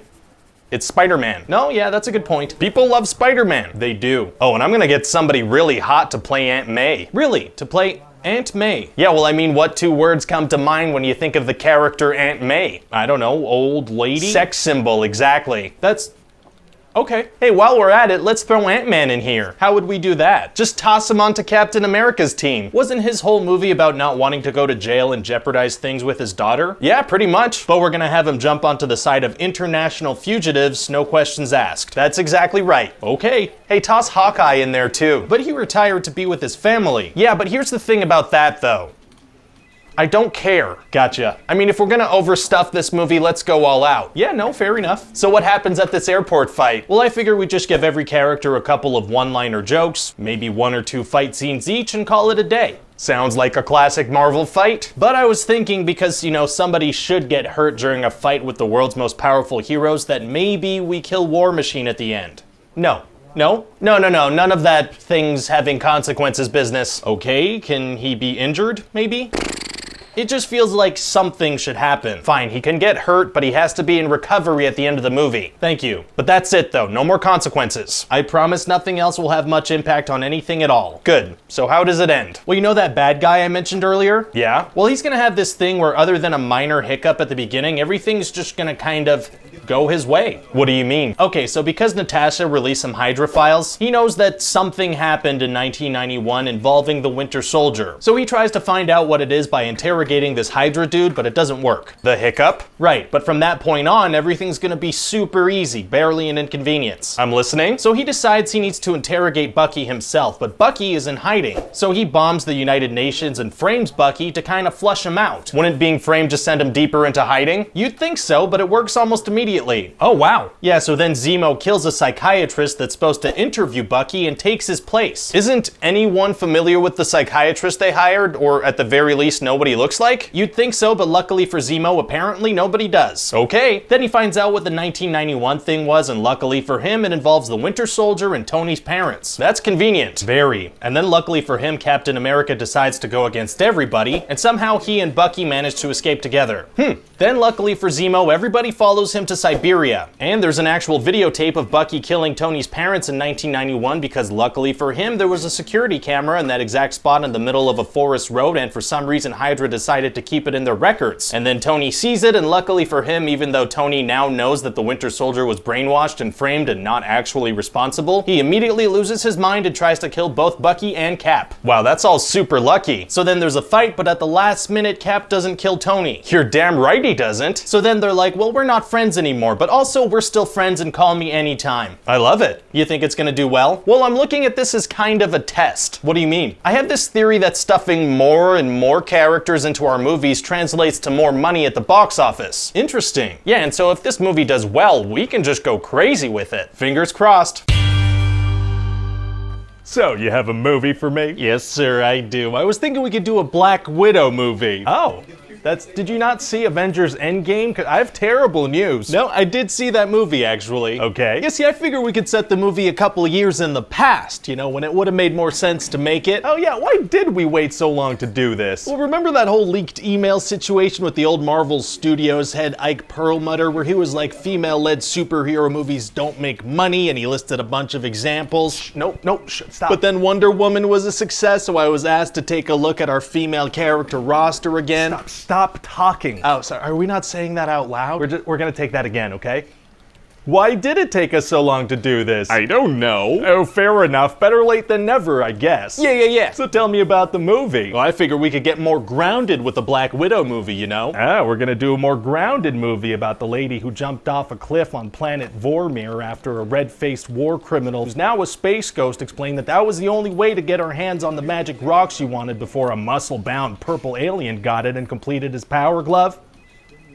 Yes. I love it. Well, great. So I figure we could have this whole big marketing campaign where ScarJo is like, you think you know Black Widow? Think again. So we're gonna learn a bunch of new stuff about her? Like, how does she get that vest that she wears in Infinity War? Oh, people love retroactively learning how characters they know got certain pieces of clothing we've seen them wear. Oh, I certainly hope they do, sir, because we've been really leaning into that for the past 5 years or so. We have, yeah. We're also gonna shed some new light on the character. Like, for example, did you know she went on a little adventure between Civil War and Infinity War? Oh, neat. Yeah, so it turns out when Natasha was a kid, she had like a fake family in Ohio, but they were actually Russian operatives living undercover. Okay. And then we're gonna jump forward in time, and Natasha's on the run from General Ross because of the Sokovia Accords. He's from some of the other movies. He is, it's all connected. Wow. So she heads to this safe house in Norway and unknowingly picks up a little box of vials of antidote. An antidote? Yeah, see, it turns out her fake sister Yelena was also a widow operative being chemically controlled by this place called the Red Room, right? Right. And she ended up coming in contact with this stuff called the Red Dust, which freed her from her mind control agent. Ah, gotcha. So Natasha's unknowingly driving with this stuff, and suddenly a massive explosive hits her car and flips it a bunch of times. Oh my god, is she okay? Yeah, I mean, she's a superhero, right? Yeah, but that sounds like something that would probably kill a non-superpowered being, and Natasha doesn't have superpowers. Oh, yeah. Whoops. Whoopsie. Okay, so to be honest, now that I think of it, there are several scenes in this movie where as a non-superpowered individual, she should definitely be killed, but she's not gonna. It would be better story-wise if she didn't die. Yeah, because we already know when she dies anyway, so then she's gonna get attacked by this villain called Taskmaster. Oh, people love that character. Very cool mimicking capabilities, entertaining personality. Yeah, so I figure we could do like a Deadpool kind of thing. Yeah, bring a character that people love to the big screen in an enjoyable way, sure.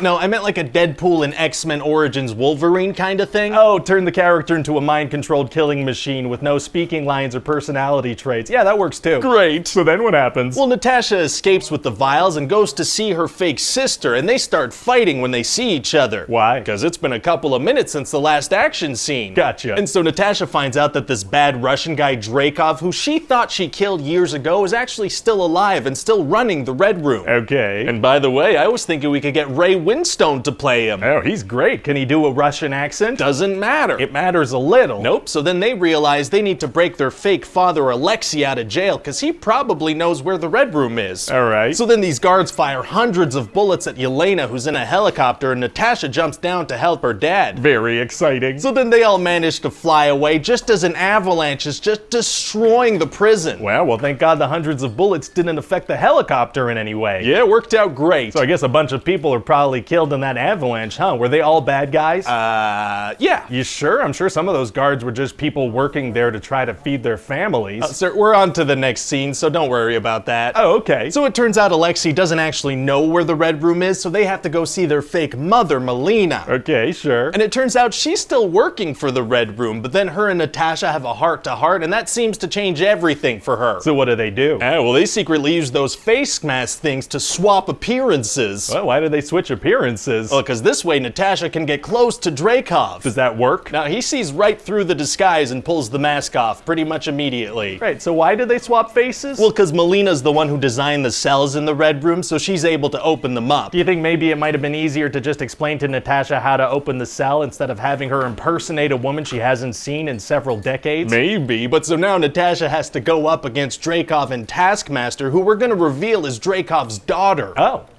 Okay. No, see, this is kind of a big deal because Natasha always assumed she killed her when she was a little girl as kind of intentional collateral damage when killing Dreykov. Natasha intentionally killed a child? Yeah, well, the child didn't really die, so morally we're all good. Well. So then we're gonna flash back to Melina explaining to Natasha that you can't actually hurt Dreykov. Why? Because he implemented a pheromone blocker in all the widows, so if you can smell him, you can't hurt him. What? It's basic science, sir. If you can smell him, you can't fire a gun at him. Is that basic science? It is, yeah, because that's why I wrote that in here. So Natasha has to hold her breath? No, because see, Melina explains that's not enough. You gotta sever a nerve right here. Couldn't she just kind of stand on the other side of the room far away from him, fire a gun from there? Nope. But probably, though? Pheromones. Oh, very far-reaching pheromones, so it's gonna be tough for her to hurt him, huh? Actually, it's gonna be super easy. Barely an inconvenience. Oh, really? Yeah, see, she smashes her face on a table, and that severs the nerve. Oh, surgical head smashing is tight. But so then Dreykov manages to bring in all the brainwashed widows, and they start attacking Natasha. Oh, no. But then Yelena uses the antidote on all of them, and all their free will comes back. Oh, very nice of her. And Melina blows up a main engine of the Red Room sky base, so the whole thing starts to fall. Uh-oh. Yeah, and then Yelena blows up the plane that Dreykov was trying to escape on. And she was able to do that despite the pheromones? Sure, and so then Black Widow dives after her as she plummets towards Earth, but Taskmaster starts attacking again. And not one piece of the massive, actively crumbling sky base lands on on them. That's what we're going with. So then they land, but Natasha manages to use the antidote on Taskmaster, and so everything's great now. So nobody died in the massive collapse? Yeah, just every single one of the bad characters and not a single one of the good or redeemed characters. Oh, well, great. So then instead of escaping with her family, Natasha decides to stay behind and be captured by General Ross. Oh yeah, she can't go with her family. She's got to be in a couple of other movies. So then 2 weeks later, she meets up with her friend who got her a Quinjet. Wait, wasn't she just captured by Ross? What happened there? I don't know. Oh, fair enough. And then during the credits, we're gonna have this scene where Yelena is at Natasha's grave and this character, Contessa Valentina, shows up with a mission for her. What's the mission? Sign up for Disney Plus. Very exciting. Yeah, it's gonna be very exciting. People are gonna be like, who is this character? It's gonna be this big reveal. Oh, that's gonna be a big reveal. Really add a lot to the end credits, unless we decide to reveal it in a streaming show first. What? So what's the movie about? Well, it takes place a couple of months after Civil War. Okay, so Tony Stark has just made a big deal about superheroes having to be responsible. Exactly. So at the beginning of this movie, Tony leaves a weaponized spider suit with a high school student and then doesn't take his calls. Oh, very cool. Yeah, and it's equipped with a ton of crazy stuff. There's a bunch of web modes, a recon drone, glider wings, web grenades, even an instant kill mode that kind of turns on by itself. And Tony just leaves that in the hands of a teenager. Well, he left a software block on the crazier stuff. Oh, so it's impossible for Peter to access those modes. Actually super easy, barely an inconvenience. Really? Yeah, well, Peter's friend Ned from high school hacks into the suit and just unblocks everything. Oh, hacking. They also take a tracker out so Tony and Happy can't see where he goes. So Stark Technology's like the best in the world. This Ned guy must be really smart. He's not? I mean, I guess technically he is, but we're gonna play him as really dumb. Oh, interesting. Yeah, like in the first part of the movie, he keeps loudly asking Peter super sensitive questions. Oh, that's dumb. Yeah, you'd think that would be a no-brainer for anyone, right? And he's able to hack Stark Tech. He is, so Peter has access to a bunch of functionalities. Interesting. Yeah, and it was really fun to write, because whenever I didn't know how to solve a problem in a scene, I was like, oh, well maybe the Stark suit has a mode to solve this. That's smart. Yeah, and when that didn't work, I just have Iron Man swoop in and save the day. People like Iron Man. They do. Oh, that reminds me, the suit has a Jarvis interface, so we might have to get Paul Bettany back if possible. Oh, actually, we can't do that. How come? Well, he's transformed into Vision now. Oh, that's right. I can see if his wife is available. Jennifer Connelly, yeah, perfect. Great. So does this movie have a villain? Because I'd like to start casting ASAP. It does. He's called the Vulture. The Vulture, so kind of like he's like a bird man. A bird man. Okay. I can work with that, that'll help. Awesome. So what's his deal? Well, he was hired to clean up alien debris after the invasion in the first Avengers movie. Interesting, tying it together. Yeah, but then he was fired, so he became a supervillain to support his family. Just a 180 like that. Yeah, pretty much immediately. So he and his crew start stealing alien debris and use them to make super weapons. Oh, you'd think the government would be keeping really close watch on that stuff. You'd think so, but we jump forward 8 years in time and Vulture's doing great, no problems at all. Wow. Yeah, and it's like they're not even being that secretive about it. No? No, they're just selling to like run-of-the-mill criminals for robberies and stuff. Just anyone. It seems that way. Plus one of the guys likes to demo them in open spaces. At another point, they're literally on the news. And nobody's looking too deeply into this. Not really, no, but Spider-Man decides to. Oh, he does he? Yeah, and it's gonna lead to some pretty crazy action. Like, we're really stepping things up from the older Spider-Man movies. I'm listening. So you know in the Amazing Spider-Man 2, there's Peter's love interest falling from high up inside a tower? Yeah. Well, in this movie, we're gonna have Peter's love interest falling from high up inside a tower, except now that tower is the Washington Monument. What's wrong? I think that's a mistake. It is? Yeah, I do. I think the Washington Monument is technically an obelisk, not a tower. Oh, but you like the idea. Oh yeah, no, I love the idea. Love interest falling from high up, that's amazing. Great, and we're also gonna do the Jesus thing from Spider-Man 2. Jesus thing? You know when Tobey Maguire is trying to stop a train with some webs and it looks like he's gonna poop? Oh yeah. Yeah, so basically that, but with a ferry that gets cut in half. How does he manage to get the ferry back together? Well, I couldn't think of a way for the suit to take care of it, so Iron Man swoops in and saves the day. Gotcha, that's a good system. Right? It made this so easy to write. So what's the climax of the movie? Oh, so Happy Hogan is having a bunch of super dangerous and valuable stuff shipped for Tony. He does that even though there's this big bad guy flying around stealing dangerous and valuable stuff? Yes, he does. So I guess he's gonna have some pretty crazy security on that shipment. No, he puts it on a plane and sets the plane to autopilot. That's it? Oh, it's invisible. Does that help? No.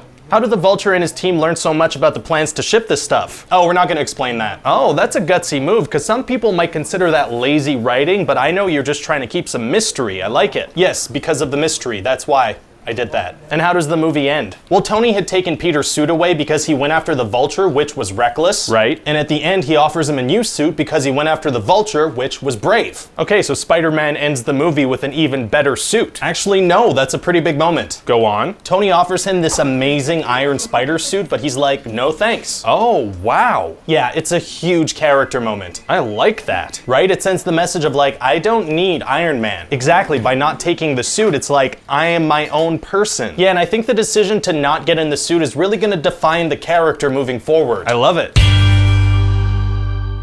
So you have a new script for me? Yes, sir, I do. And this one's all about Black Panther. Oh, very cool. Yeah. So what other Avengers are in it? Oh, none. None. It's just Black Panther. Oh, no. No? We don't do that anymore. What do you mean? If you're doing a solo Marvel movie, you need more than one superhero in there. Like how Iron Man was in Spider-Man Homecoming, or how Guardians is about a team of space heroes, or how we put everyone in Captain America Civil War. It's just how we sell things now. Well, what about Doctor Strange? Yeah, see, that didn't even make it into our top 10 highest grossing movies. Oh. Yeah, we kind of thought it would sell itself because of the star power of Benedict Cumberbatch. Right, well, I'd still like to give it a try. You think a Chadwick Boseman-led movie is gonna do better than one led by Bernadette Cumberbatch? I think it could. This is Barnacle Clampersnatch we're talking here. Okay, you're not even trying to say his name right anymore, are you? Yeah, no, I stopped trying. Listen, I think if this movie tells a good story, it could do pretty well.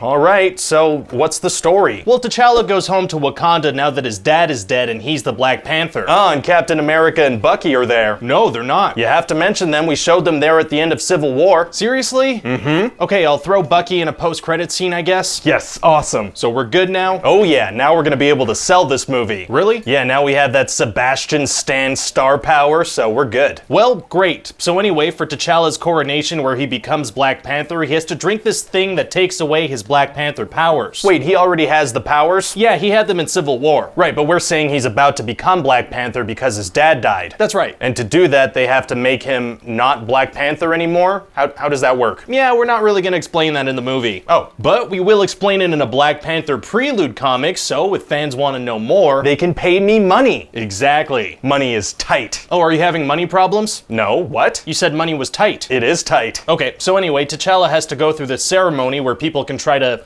kill him if they want to be king. Whoa. Yeah, they don't mess around in Wakanda. You'd think as the most advanced nation in the world, they'd have figured out a way to move past bloodlines and death fights. Well, it's tradition, so what are you gonna do? Try not to die, I guess. Yeah, but other than death fights, Wakanda's a pretty cool place. Oh yeah? Yeah, they have a bunch of awesome stuff like vibranium weapons and cool ships and super crazy technology. Very cool. Also war rhinos. Did you say war rhinos? Yeah, war rhinos. What does that even mean? War rhinos, like, you know, rhinoceroses of war. If they have vibranium weapons, why do they need rhinos? That's actually a good question. Let me check here. I think I have an explanation. Yeah, because it's awesome. It sounds kind of silly. It's awesome. Yeah, but they... Okay, look, I didn't want to have to do this, but if you don't let me put war rhinos in this movie, I'm gonna go on a tweet storm of Infinity War spoilers, so help me God. You wouldn't. I want those rhinos. Okay, look at me. Put the phone down. We'll put the rhinos in the movie. Great, thanks. So what else happens? Well, there's this dude named Claw who stole a bunch of vibranium from Wakanda back in the day and killed a bunch of people and then never aged. Okay. And we see him and this guy Killmonger steal an artifact from a museum that nobody knew was actually made of vibranium. How come they know it's made of vibranium? Because. Okay. And so Claw goes to Korea to sell this vibranium to an American buyer. Where does Killmonger go? Oh, well, he goes away for a good chunk of the movie. Mysterious. So the Wakandans find out about this deal and they see it as their chance to finally capture Claw. Oh yeah, get some sweet justice. Right, and this guy Wakabi's parents were killed by Claw back in the day. So T'Challa tells him, my man, I'm definitely gonna capture this guy for you. You have my word. I promise. This is gonna happen. I'm gonna do this for you. I swear to God. So that's obviously not gonna work out. Yeah, no, it doesn't work out. What happens? Well, they do capture Claw, but then Killmonger shows up and helps him escape. Oh, Killmonger's back. Yeah, it turns out he had his own evil plan going on this whole time. Oh, what's he planning? His plan is to kill Claw and bring him to Wakanda to show that he's better than T'Challa. And I imagine it's gonna be hard for him to get into Wakanda. No, actually super easy, barely an inconvenience. Really? Yeah, he's just gonna kind of walk in and then immediately run into Wakabi. Oh, that is convenient. Yeah, I mean, the very first person he runs into is the one that would have the most emotional response to seeing Claw's body, so that works out well for him. But I guess T'Challa can just defuse the whole situation by explaining what happened. You'd think so, like, hey Wakabi, we did capture Claw, but this guy Killmonger attacked the holding cell with explosives. Right, that would defuse things. Yeah, for sure. Anyway, he doesn't do that. Oh, okay. And as it turns out, Killmonger is T'Challa's cousin, and his dad was killed by T'Challa's dad. Uh-oh. So he challenges him to a death fight and throws him off a waterfall. Whoa. And so Killmonger becomes king, and he wants to send vibranium throughout the world to help oppressed people rise up and— Wait, hold on. What are you doing? What's up? You're kind of developing this villain a lot. Yeah, I guess. Well, that's not really what we do here. Right, but maybe we could, try that. You're crazy, man. All right, well, we'll give it a shot. You're nuts. So anyway, T'Challa was being kept alive by this tribe called the Jabari. And so he's like, hey, help us come reclaim the throne. And they're like, no. Harsh. Yeah, and then T'Challa goes back and there's a huge fight between everyone. Very cool. And right when it seems like everything's gonna go wrong, the Jabari tribe shows up to help. Oh, good thing they suddenly changed their mind at the exact right moment. Yeah, it's a pretty sudden and great change of heart with millisecond precise timing. And how does it end? Well, then T'Challa and Killmonger have a CGI cat fight and Killmonger dies. Wait, are you saying there's a final fight full of CGI where the hero fights a bad guy who has similar powers? Yeah, I guess so. Now that is a Marvel third act. I love it. So you think it'll do well? Well, we kind of have to make this movie to set up Infinity War, but based on what you've told me, no, I don't think it's going to do well at all. So you have a Doctor Strange script for me? Yes, sir, I do. Great, I'm really excited about this one. I actually already have some actors interested. Oh yeah, who? Benedict Cumberbatch, Chiwetel Ejiofor, and Mads Mikkelsen. Are those the names of people? Yeah. It sounds like you punched a keyboard. No, they're people. If you say so. So what happens in the movie? Well, we're gonna meet Doctor Strange, and he's like a super rich surgeon that walks around like, boy, it sure is good to have hands that work. And what's his character like? He's like a Tony Stark type, but without the charm or the humor. So just an unlikable jerk then? Very much so. Does he have any redeeming qualities? Yeah, no, he's just a jerk. Gotcha. So anyway, he's gonna crash his fancy car because he was checking his phone, and that's gonna lead to the whole plot of the movie. Wow, that's a pretty powerful message for kids and teens. Yeah, that's true. You shouldn't use your phone while driving. But if you do, you'll get to become a superhero. Oh no, that's not really what You'll get to join the Avengers and become a wizard. I'm not really going for that message though. Just be mean to everyone and drive recklessly. You'll learn magic. Okay, so anyway, the accident is gonna mess up his hands, and so he's gonna become even more unlikable. Okay. So then this guy tells him about these people that helped him heal himself spiritually, so Doctor Strange is like, awesome. That does sound awesome. So Doctor Strange goes to see these people, and they're like, we can help you heal yourself. And he's like, you guys are some goddamn liars up in here. Kinda did a 180 on that one. Yeah, and this dude Mordo is like, forget everything you know. And then Doctor Strange forgets how to breathe and he dies? No, that doesn't happen. Okay, so he doesn't forget everything. No, he remembers how to breathe. Say that then. Okay, so anyway, then this character called the Ancient One punches a ghost out of his chest and then sends him into an iTunes visualizer. So then he believes in all the stuff. Wow. And then characters are gonna explain magic to him for about an hour. And is there a bad guy in this movie? Yeah, there's this evil sorcerer named Caecilius. Oh, an evil sorcerer like Voldemort. No, he's nothing like Voldemort. Oh. No, he's just a super powerful magical antagonist with a weird name that went to the same school of witchcraft and wizardry as the protagonist and has an intense obsession with immortality. That sounds like Voldemort. No, this guy has a nose. Oh, he has a nose. Okay, that doesn't sound like Voldemort at all. Voldemort doesn't have a nose. There you go. So what's this guy's plan? Well, he wants to open the dark dimension and let in this evil being named Dormammu. Okay. So he steals some pages from this magic book that let him do that. Why doesn't he just take the whole book? Well, he just needs those pages. Right, but doesn't stealing those specific pages let the good guys know exactly what his plan is? It does. Huh. Also, Doctor Strange is going to use the rest of the book to learn exactly how to save the day. So he really should have taken the whole book. Yeah, or like made photocopies of the pages he needed. This guy's pretty dumb. He's not the brightest. But are there gonna be some cool fight scenes? Oh yeah, mind-blowing fight scenes. It's gonna be like some raccoons in bathrobes are chasing Doctor Strange through a kaleidoscope. Very cool, but I mean, this guy's super powerful. It's gonna be hard for Doctor Strange to fight him. No, super easy, barely an inconvenience. How so? Well, as he's fighting him, he suddenly gets some help from a cape. Oh, capes are tight. Yeah, this is a cool cape with a feisty personality. So does this cape help him fight throughout the rest of the movie? Well, it's gonna help him in that scene, and then we're mostly gonna forget about it, and he'll just kind of wear it. Fair enough. Also, Doctor Strange is gonna get stabbed. Uh-oh, is it bad? It's bad enough that he's gonna die on an operating table. Oh my god. Yeah, but then he's gonna get zapped with a defibrillator that's gonna 100% cure him. Must be a pretty good defibrillator. Yeah, I mean, it completely fixes a fatal stab wound, so I'd say it's pretty good. So how does the movie end? Well, Doctor Strange is gonna go see Dormammu and be like, Dormammu, I've come to bargain. Okay. And then he's gonna be like, Dormammu, I've come to bargain. Right. And then he's gonna be like, Dormammu, I've come to bargain. Then what does he say? Dormammu, I've come to bargain. And then? Well, I don't know the script by heart. Right, of course. But essentially, he traps Dormammu in a time loop until Dormammu decides to to leave. Well, good. Yeah. So now Doctor Strange can use the time thing to fix all the problems in the MCU. No, he can't. Why not? Because of vague consequences. Oh, that sounds bad. Yeah, it is. Maybe. So about this Ancient One. Yeah? What's that character like in the comics, just so I know for casting? The Ancient One is like this wise old Tibetan monk. Oh, okay, I know just who to get. Oh yeah? Yeah, Tilda Swinton, she'd be perfect. That's not at all what I described. Yeah, well, I don't think anyone's gonna mind. Okay, so tell me about this Thor script. Right, so it's called Ragnarok. Bless you. No, Ragnarok basically means the apocalypse on Asgard. Oh.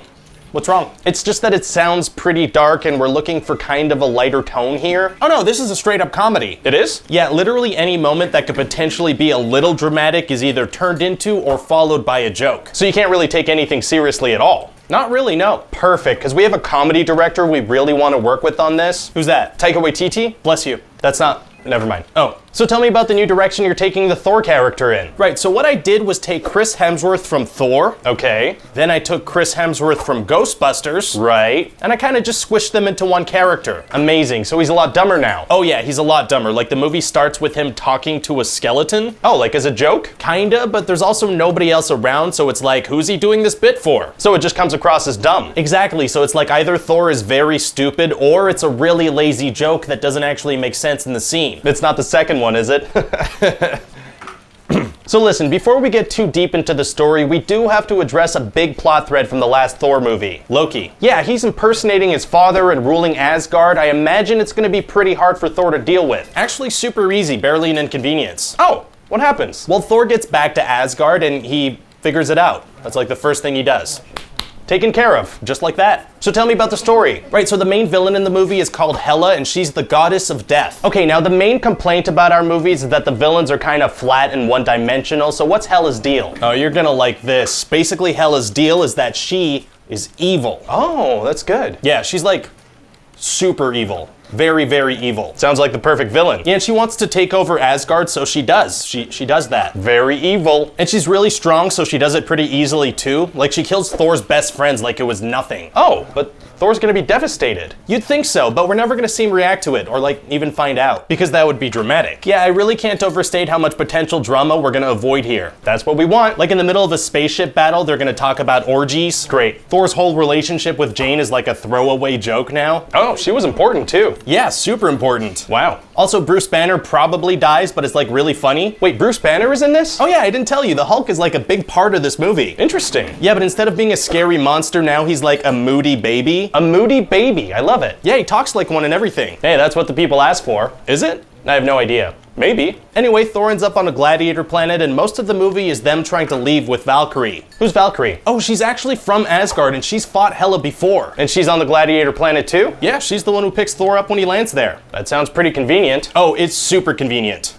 Yeah, so they go back to Asgard, then they get a demon thing to blow the whole place up and that's it. That's it? Can I see that? Sure. Thank you. Most of these pages are empty. Yeah, well, when I was writing, they were playing a Whose Line Is It Anyway marathon on TV, so I got a little distracted. Great show. But it got me thinking, why don't we just let the actors come up with a lot of this stuff and just kind of end every scene with Thor getting zapped unconscious? Oh, improv. I love it. Yeah, and it should be fun too, because you know how most movies have like one character that's the comic relief to break the tension? Mm-hmm. That's gonna be like every single character in this movie. Everybody. Yeah, like there's a character who's a pile of rocks. Funniest guy in the film. Hey, there's a page here that just says Goldblum. Oh yeah, there's a character called Grandmaster that I didn't really know how to develop. Oh, so you want me to get Jeff Goldblum to come be Jeff Goldblum? Yeah, I figured that would take care of that. That's smart. I'll see what I can do. Also, you'll see there's a page in there that just says the word cameo. Yep. I just thought it'd be really fun to have a super famous person show up for like no reason at all. For no reason at all. Exactly, so people in the audience will be like, hey, isn't that, why is he in this? I know just the guy to call. Awesome.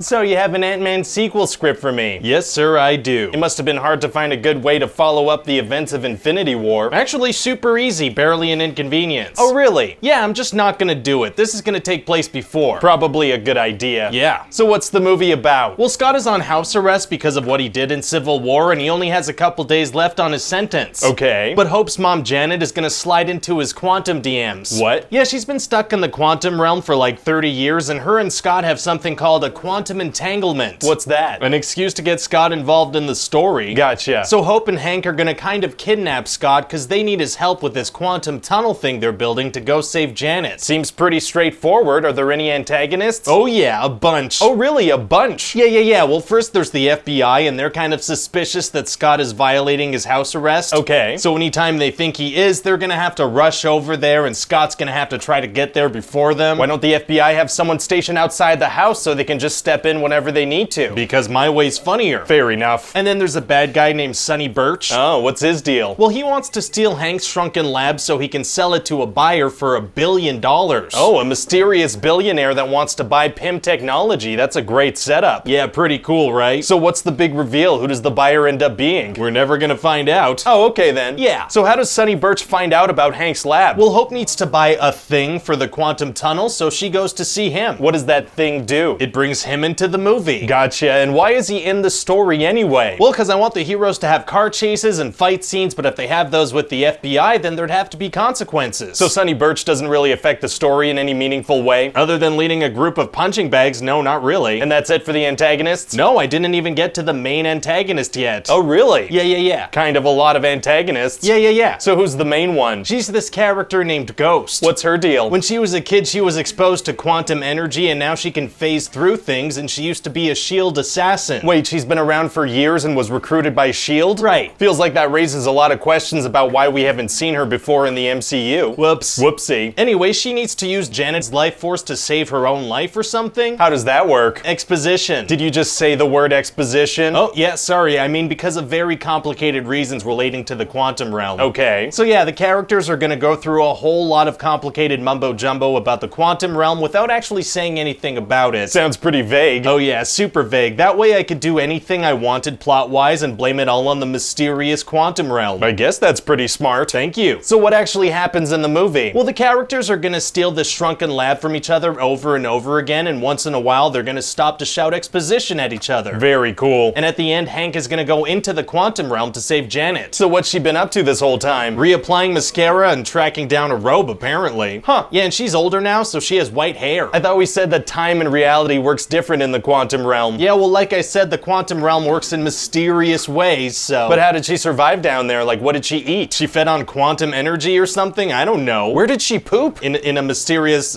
quantum toilet. Oh, mysterious toilets are tight. But how did the quantum realm help? Please stop asking me questions about the quantum realm. Well, okay then. Thanks. So is it gonna be hard for Ghost to survive now that Janet's back? Actually, super easy. Barely an inconvenience. How so? Well, Janet is gonna make Ghost feel better by using her fingers. Oh. Not like that. Oh. Yeah, so Janet spent so much time in the quantum realm that she evolved and she has powers now. What kind of powers? The kind that fix this one problem and are never spoken about again. Well, that is convenient. Oh yeah, so then everything kind of works out for everyone and everyone's happy. Well, you know, after Infinity War, it's actually gonna be nice to have a feel-good Marvel movie that... And then Hope and Hank and Janet are gonna die and Scott's gonna get caught in the quantum realm. Oh my god. Yeah, it's gonna be pretty messed up, but that's Thanos for you. So wait, the events of the movie were happening at the same time as Infinity War? Well, this happens in a post-credit scene and they built a smaller tunnel, so some time has passed. So Ant-Man wasn't on house arrest during Infinity War like we said he was. I don't know. Fair enough. Timelines are complicated. So what do you think? Well, honestly, because Ant-Man wasn't in Infinity War, I think people are just gonna be super excited to check in with him. Right, that's true. Yeah, this could end up being one of our biggest movies of Phase 3. Fingers crossed.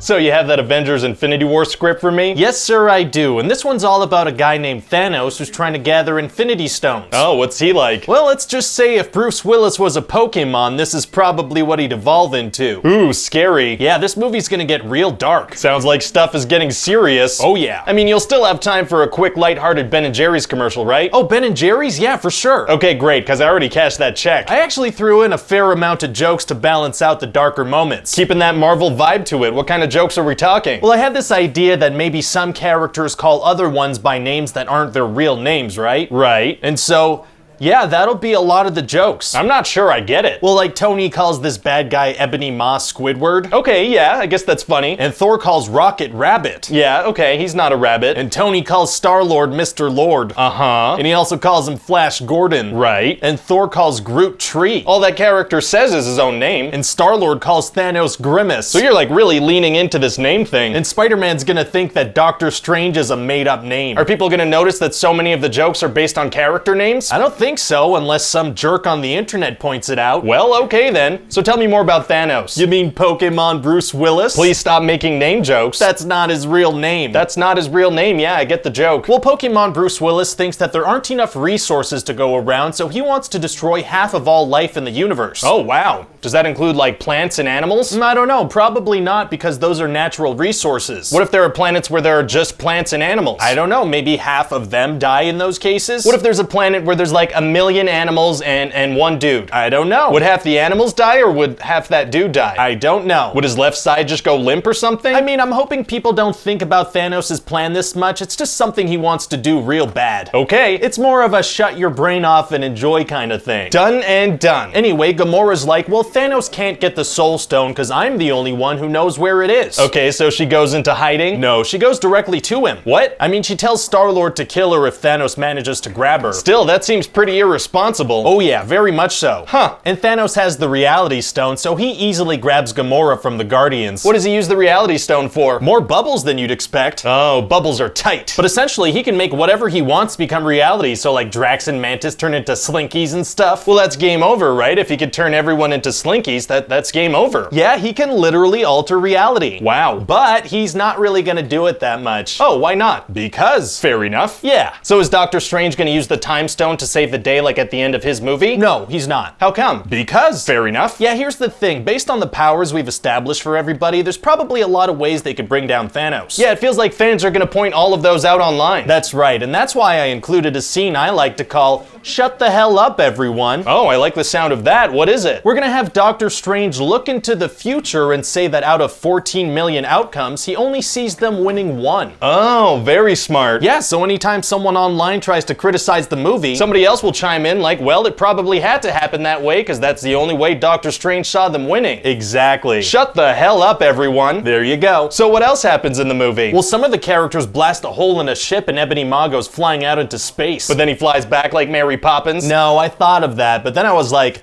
this isn't Star Wars. Bummer. Sorry. So what do they do about the hole in the spaceship? Well, Iron Man closes it up because he has this cool new thing where his suit is like, basically magic. Oh, it is? Yeah, it fixes up holes in spaceships and morphs into whatever he needs in any given situation, and it closes up massive stab wounds. How is that possible? Nanotechnology. Yeah, but what does that mean exactly? Nanotechnology. But how exactly? Nanotechnology, I don't know. Okay, nanotechnology, sounds good. Yeah. So what do some of the other characters do in the movie? Like, what's up with Captain America? Oh, he has a beard now. That's it? Pretty much. What about Black Panther? He goes, "Ya Bombay." Black Widow? She's gonna have this little moment where she's surprised to see that Bruce is back on Earth, even though he's the one who called them. Oh, well, that's sweet. She's also gonna be part of a lady fight where all the women team up to fight the female antagonist. That's progressive, right? Maybe. What about Winter Soldier? He has a new arm and he picks up a raccoon. Hawkeye? Not even in it. Ant-Man? Nah. I gotta say, it feels like a lot of characters are getting sidelined. Well, you asked me to shove 75 main characters into a single movie, you sick bastard. I did do that. I haven't slept since 2015 and I hate you so much. Hey, throw that Tyrion Lannister dude in there. I like him. Please stop. Please stop. Alright, so you're gonna have everybody fight a big generic army of bad guys? Wouldn't be an Avengers movie without that. So what's this army gonna look like? Well, picture what it would look like if Venom took over Goro from Mortal Kombat. Okay. So yeah, like 1 million Venom Goros. Very cool, and how do the heroes end up stopping Thanos? Oh, they don't. What? Yeah, no, he's gonna get all the stones and erase half of all life in the universe. But it's gonna be hard to wrap up a movie if the bad guy wins. Actually, super easy. Barely in... Oh, you're disappearing. Okay, and you're gone.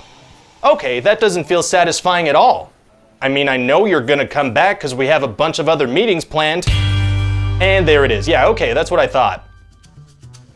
So, you have an Avengers Endgame script for me? Yes, sir, I do. Oh my god. Yeah, very exciting. So we're gonna start off with Hawkeye with his family, but they all get dusted. Oh my god. And then we go up into space and check in on Tony and Nebula. Oh my god, oh my god. Do you think you could stop saying oh my god? Sorry, I'm just so excited. That's okay. So anyway, it seems like Tony is about to die because he's out of oxygen and food. Oh my god. Sir? Sorry. But then Captain Marvel shows up and saves him because she's working with the Avengers now. Oh, Captain Marvel, huh? So we're gonna show her meeting them and stuff? No, I mean, we already had the post-credit scene in Infinity War and the post-credit scene in Captain Marvel, so I feel like people know how she got there. But what if people haven't seen those movies? I mean... I'm just kidding. This is the world's most expensive TV show. It's not our fault if people haven't seen the last episodes. Oh, okay, yeah, good joke, sir. So then what happens? Well, they find out what planet Thanos is on, and he looks a lot more like Shrek than he used to. Oh, people like Shrek. And so the Avengers show up, and they're like, where are the stones? And he's like, oh yeah, no, I destroyed those. Whoa, that's not good. Nope, it's not. And so then Thor, you know, chops his head off. He does what now? He cuts Thanos' head off, and it rolls off into the corner, and he's dead. Well, I'm surprised this turned out to be a very short movie. We are gonna save a ton of money, though. Oh no, it's not done. But Thanos is dead. Yeah, we're gonna fade to black, and the words 5 years later appear on the screen.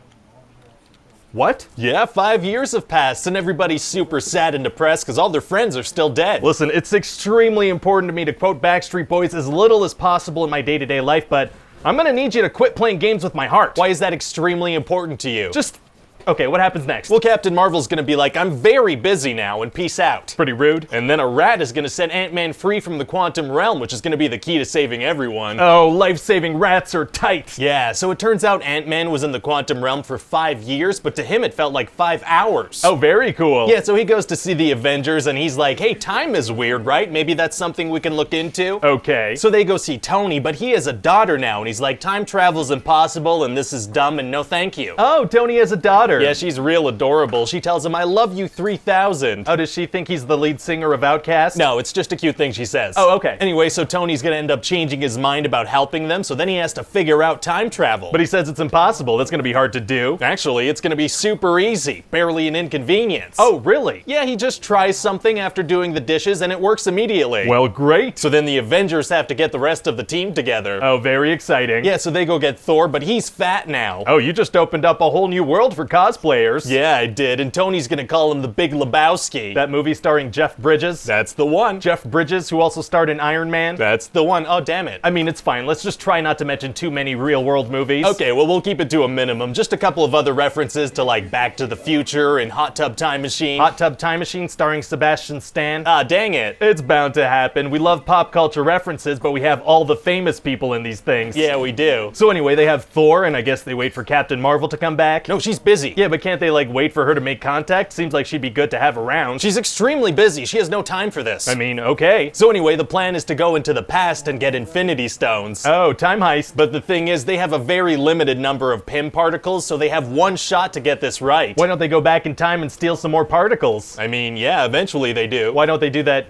right away? Because then the stakes wouldn't be so high, and also they just want to get started right away. Oh, okay. So anyway, then they break off into teams and explore a bunch of old Marvel movies. Oh, it's like fan service the movie. Exactly, it's gonna be great. Like Rocket and Thor are gonna go to Asgard. Very exciting. Which actually reminds me, we are gonna have to get Natalie Portman back. Oh, what do you need her for? I need her to take a nap. I mean, it's gonna be the world's most expensive nap, but okay. Great, so yeah, they have to steal the reality stone from inside her by poking her with a pokey thing. Okay. And some other Avengers are gonna go to the Battle of New York. Right, there should be 3 stones in New York at that time. Exactly, but then Loki's gonna manage to grab the Tesseract and disappear. Oh, where does he go? Into a spin-off TV show. Fantastic. Also, Black Widow and Hawkeye go to Vormir, so they have to do that whole sacrifice that which you love thing for the Soul Stone. Oh. Yeah, and so Black Widow dies. Well, thank God the team happened to send 2 Avengers that love each other. It is a pretty convenient coincidence. So what else happens? Well, Iron Man is gonna build a gauntlet, and Hulk is gonna snap his fingers and bring everyone back. Oh, wow. But it turns out that Thanos knows about the plan because past Nebula's face projector is connected to the same Wi-Fi network as present Nebula. Uh-oh. Yeah, so they just bombed the hell out of the Avengers facility. I mean, this thing turns into a crater. Oh boy, is everyone okay? Yeah, no, everyone's fine. Yeah, I thought they might be. But then Thanos is waiting outside and he wants the stones because he has a new plan in mind. Oh, he does? Yeah, he's like, well, now I see that my 50% decimation thing didn't work, so I'm just gonna kill everyone and start fresh. Oh, so you took the well-developed villain from Infinity War and turned him into Apocalypse from the last X-Men movie? Pretty much, yeah. Everything they've built will fall and all that. Interesting move. Yeah, so then it's time for a big final fight. Things are gonna get real. Oh boy. But first, first, Thor uses lightning to braid his beard real quick. What? And then the fighting begins. Oh boy. So it's gonna be this awesome showdown, like Cap is gonna use Mjolnir. Wow. And then there's just Cap barely standing up, but he's facing down Thanos' army. Oh, there's gonna be a big disposable CGI army? Of course, this is an Avengers movie. I love it. And just when it seems like all hope is lost, Doctor Strange opens up a portal and Black Panther walks through. Oh, Black Panther, huh? What does he do? He goes, Bombay. Oh, he loves saying that. Yeah, and then all the heroes are gonna have these slow, dramatic entrances through all the portals. Wow, nice of Thanos to not attack as everyone enters. Yeah, he definitely lets them have a moment. Very considerate. So then it's gonna be a massive fight. It's gonna be like boom, boom, boom, boom, pow, pow, pow. That sounds great. I like the sound of that. And while all the fighting is happening, they need to get the gauntlet into this time travel van to put all the stones back in their proper places. Okay. And at a certain point, all the female heroes are gonna land in the same spot to protect the gauntlet. Wow, that's gonna be awesome. Yeah, it's gonna be badass. I bet it will. Why did they do that, though? To protect the gauntlet. Right, okay, but why did all the female heroes land in the same spot at the same time? Did they plan that, like through their communicators? No,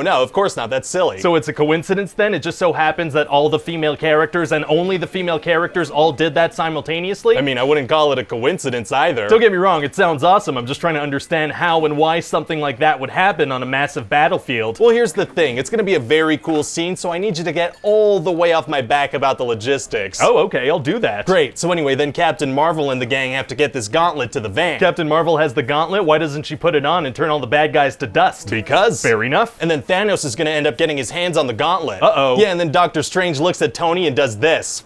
So he's telling him that it's time for that Ant-Man and Thanos' butt theory? Oh my god, no. He's telling Tony this is the 1 in 14 million chance. Oh, okay, gotcha. So Tony manages to grab all the stones without Thanos noticing. So the stones give you a huge surge of power when you put them on, but when you take them off, there's no noticeable difference? That's what we're going with. Huh. So then Tony snaps his fingers and turns all the bad guys to dust. And how does that work exactly? Like, how does Tony know what to do? Like, what does he do? He just thinks really hard that he wants all the bad guys dead and then snaps his fingers. So it has the same kind of mental logistics as like a birthday wish? No, it's not at all like a birthday wish. Well, he just has to hope for it really hard and Doctor Strange couldn't tell him or it wouldn't come true. that sounds like a birthday wish. It's not a birthday wish. a little bit. Anyway, so then Tony dies. Oh, very sad. And then Captain America has to travel back and put all the stones in the exact times and places they were taken from. Oh, so he has to go to Asgard and stab Natalie Portman with a thing? Yeah, I guess so. And he has to go to Vormir and have a weird conversation with Red Skull and ask for directions to the kiddie pool where you get the Soul Stone? I mean, yeah, I guess he has to do that too. Very uncomfortable situations. Anyway, so instead of coming back through the time machine, Cap decides to live a full life with Peggy Carter, so he ends up super old. So he just lived a full life while Bucky was out there somewhere getting tortured? I guess he did. And when he kisses Sharon Carter, that's like his niece or something? And what about when he goes to... Maybe we can not think about this too much and just enjoy it for what it is. Oh, okay, that sounds good. Great, and so that's it,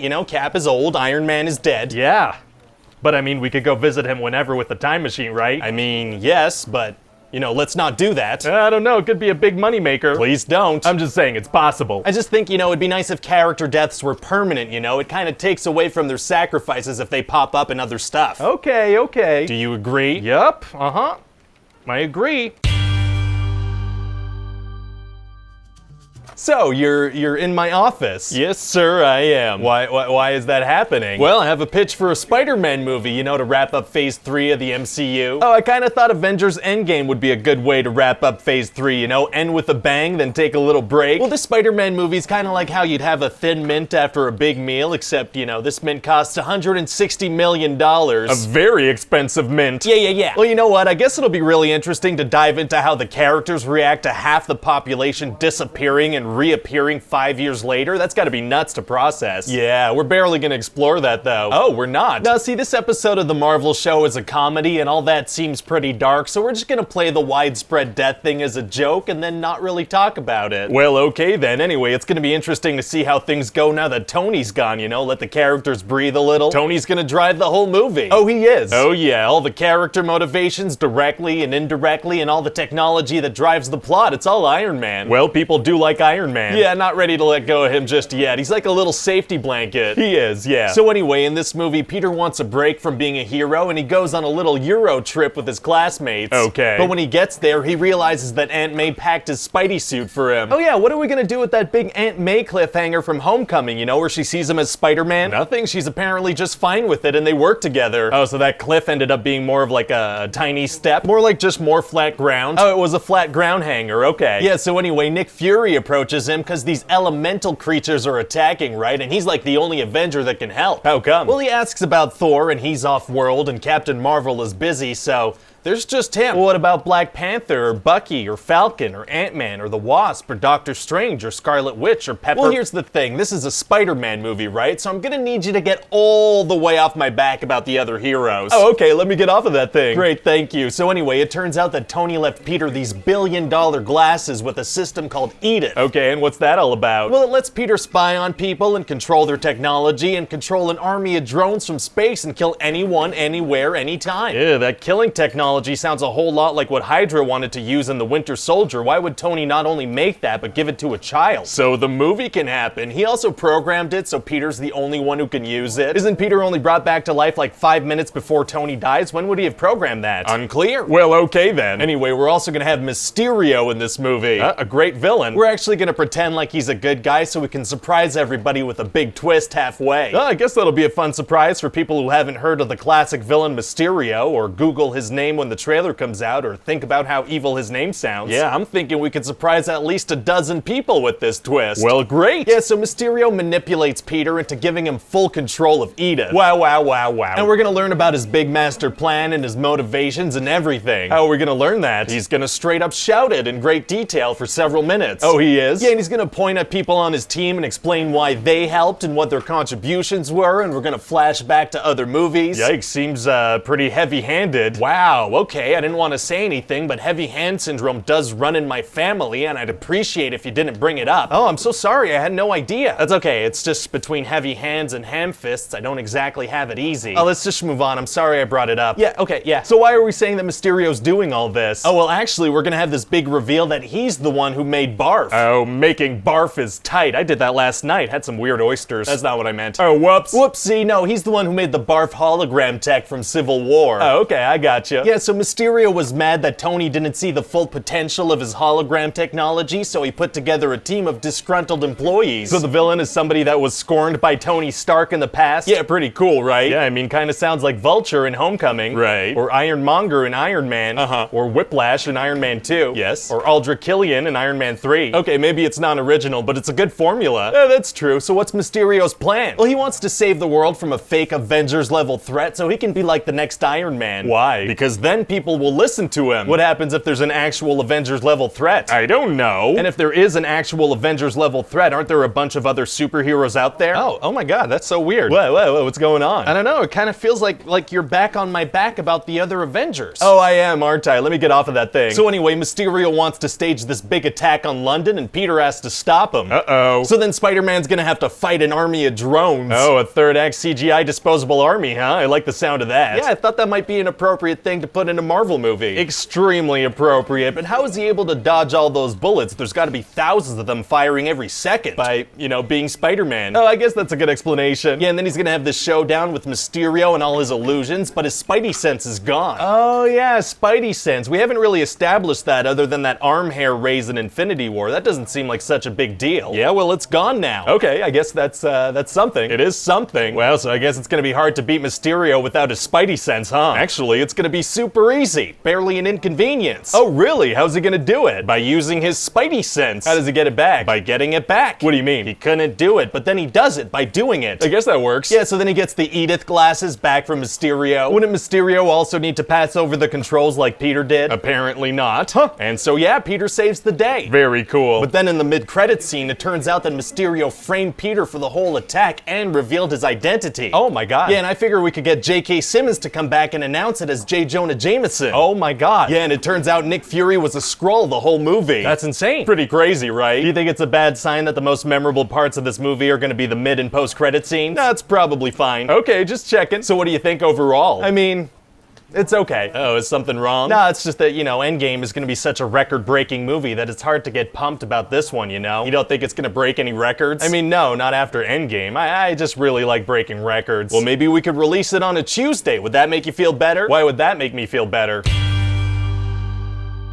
So, you have a new Marvel movie for me? Yes, sir, I do. And I figure this could be our first foray into the world of martial arts, you know, other than that Iron Fist show we did. That never happened. No, it did. I remember with that guy from Game of Thrones? No, we never did that. So what's the movie? Well, sir, I figure we could do a movie about Shang-Chi and the legend of the 10 bracelets. Isn't it 10 rings? Yeah, but I thought it could look cool if they were worn around the wrists, you know, and I think at a certain point a ring becomes a bracelet, scientifically speaking. No, I think at a certain point a bracelet becomes a ring, but then if a ring expands, it's always a ring. That sounds like it makes sense. Okay, 10 rings it is. Amazing. So what happens in the movie? Well, we're gonna meet Shang-Chi, right? But he calls himself Sean, and he lives in San Francisco. Okay. And he's friends with this girl named Katie, and they work as valets together. How do we know they're best friends? Because one of her first lines is, "We've been friends for 10 years. Oh, best friends love stating how long you've been best friends with them. Yeah, they do. So they're in love, I imagine? I mean, one's a boy and one's a girl. No, they're just friends.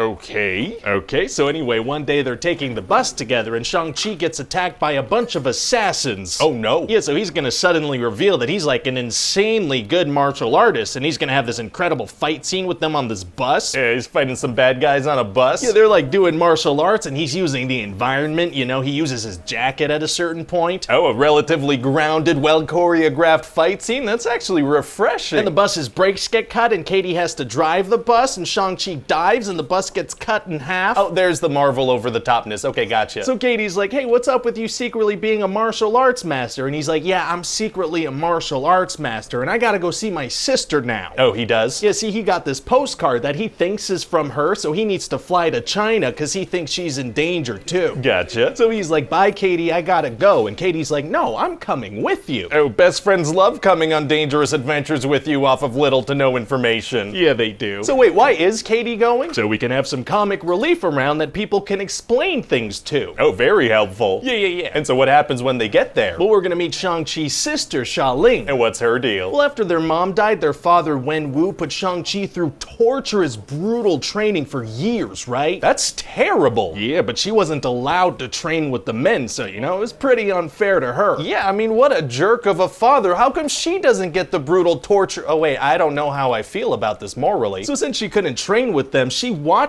them and taught herself how to be even better than them. But how could she learn, like, the grabbing moves and stuff? Wouldn't she need people to practice with? No, not even. Oh, okay. So anyway, it turns out that Shang-Chi receiving a postcard was actually a setup by his father, and he has them both captured. Oh, no. Yeah, so they head to his place because he wanted to basically reunite the family, and he thinks he knows how to bring their mom back from the dead using these pendants and a map and stuff. So why did he send assassins after them? Oh, well, he says he knew they wouldn't be able to kill his children. So then why try? So we can have some fight scenes in the movie. That's a good point. So what's this guy's deal anyway? Well, he's 4,000 years old. Oh my god. Yeah, and he has these 10 rings, and he leads a group called the 10 Rings. So what do these rings do exactly? Oh, all kinds of stuff, sir. They make you immortal, also other things involving energy or something. Oh, that's pretty vague, man. Yeah, this way they can do whatever I want them to do from scene to scene. Smart. And so he's actually the real Mandarin, and that Trevor Slattery guy from Iron Man 3, that was his doing. Oh man, I love that we can retroactively make our unpopular decisions seem calculated and deliberate and important. It is pretty sweet that we can do that, sir. And so what are we saying the 10 Rings organization does exactly? Oh, they've been doing stuff for thousands of years, so immense you can't possibly fathom it, but also vague enough that you probably wouldn't have heard of it. Gotcha. God, how many underground organizations that secretly control everything are there in the MCU at this point? Thousands. Wow, yeah, maybe we should find a new thing. No. Okay. Anyway, so Wenwu explains that he's been getting these messages from their mother from the grave, and Shang-Chi's like, "Dad, she's gone. You sound crazy." He doesn't believe that his father may have stumbled upon something crazy like that? No, sir. He's like, "There's no way. You sound insane, Papa." He doesn't think that his 4,000-year-old immortal father could have possibly stumbled upon something in this vein. Doesn't even entertain the idea, and he's right. Oh, okay, great. So anyway, all the good characters get put in a cell because they don't want to cooperate. Oh man, it's gonna be hard to get out of there. Actually, it's gonna be super super easy. Barely an inconvenience. Oh, really? Yeah, see, Xiaoling had already escaped from there, and they're left unguarded, and Trevor Slattery is down there, and he can help them escape. Oh, wow, that is convenient. It is, and Trevor has this little furry mythical creature friend that makes little squeaking noises that only he can understand. How? Unclear. Okay, that's kind of weird, but I guess it could be fun if it's just a couple of,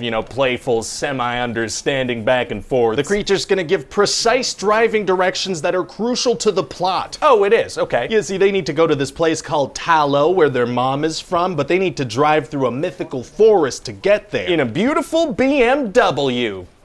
Okay, seems like you're probably getting a lot of money to specify that, so they get to this place and they find out that Wenwu's plan is actually really, really bad. Oh, it is? You see, this big friggin' soul-sucking demon called Dweller in Darkness is pretending to be their mom to trick Wenwu into releasing him. Oh, soul-sucking demons are tight. What? No, they're not. You're right, I don't know what possessed me to say that. Anyway, so then Katie's gonna do a couple of hours of archery. Oh, that's nice. Just for fun or for the story? It's so she can have something to do in the third act. Oh, okay, gotcha. Yeah, everything's been pretty much explained now, so at this point in a story, this kind of character either dies or picks up a new skill for the third act. That makes sense. So then there's gonna be this big fight between the people of Talo and the Ten Rings. With color-coordinated weaponry? Of course, blue versus red. Fantastic. And meanwhile, Wenwu's gonna start punching this wall to try to release his dead wife, but he's actually releasing these tiny little soul-sucking demons. Oh no. Yeah, so then all the human characters need to join forces and fight. An army of soulless CGI enemies that the characters can violently kill without the audience feeling weird about it. Exactly. Wow, wow, wow, wow. And then Shang-Chi has to fight his father. Oh wow, a grounded fight with very personal stakes? That's actually a nice change of... And they shoot colored energy blasts at each other, and a giant demon pops out, and a giant dragon pops out and fights it too. Oh, there's the Marvel over-the-topness. Okay, gotcha. Yeah, and so Wenwu dies, and then the next 10 minutes are gonna be just whatever the computer is able to render. Oh, they can render a whole visual mess of craziness. Can it be super colorful,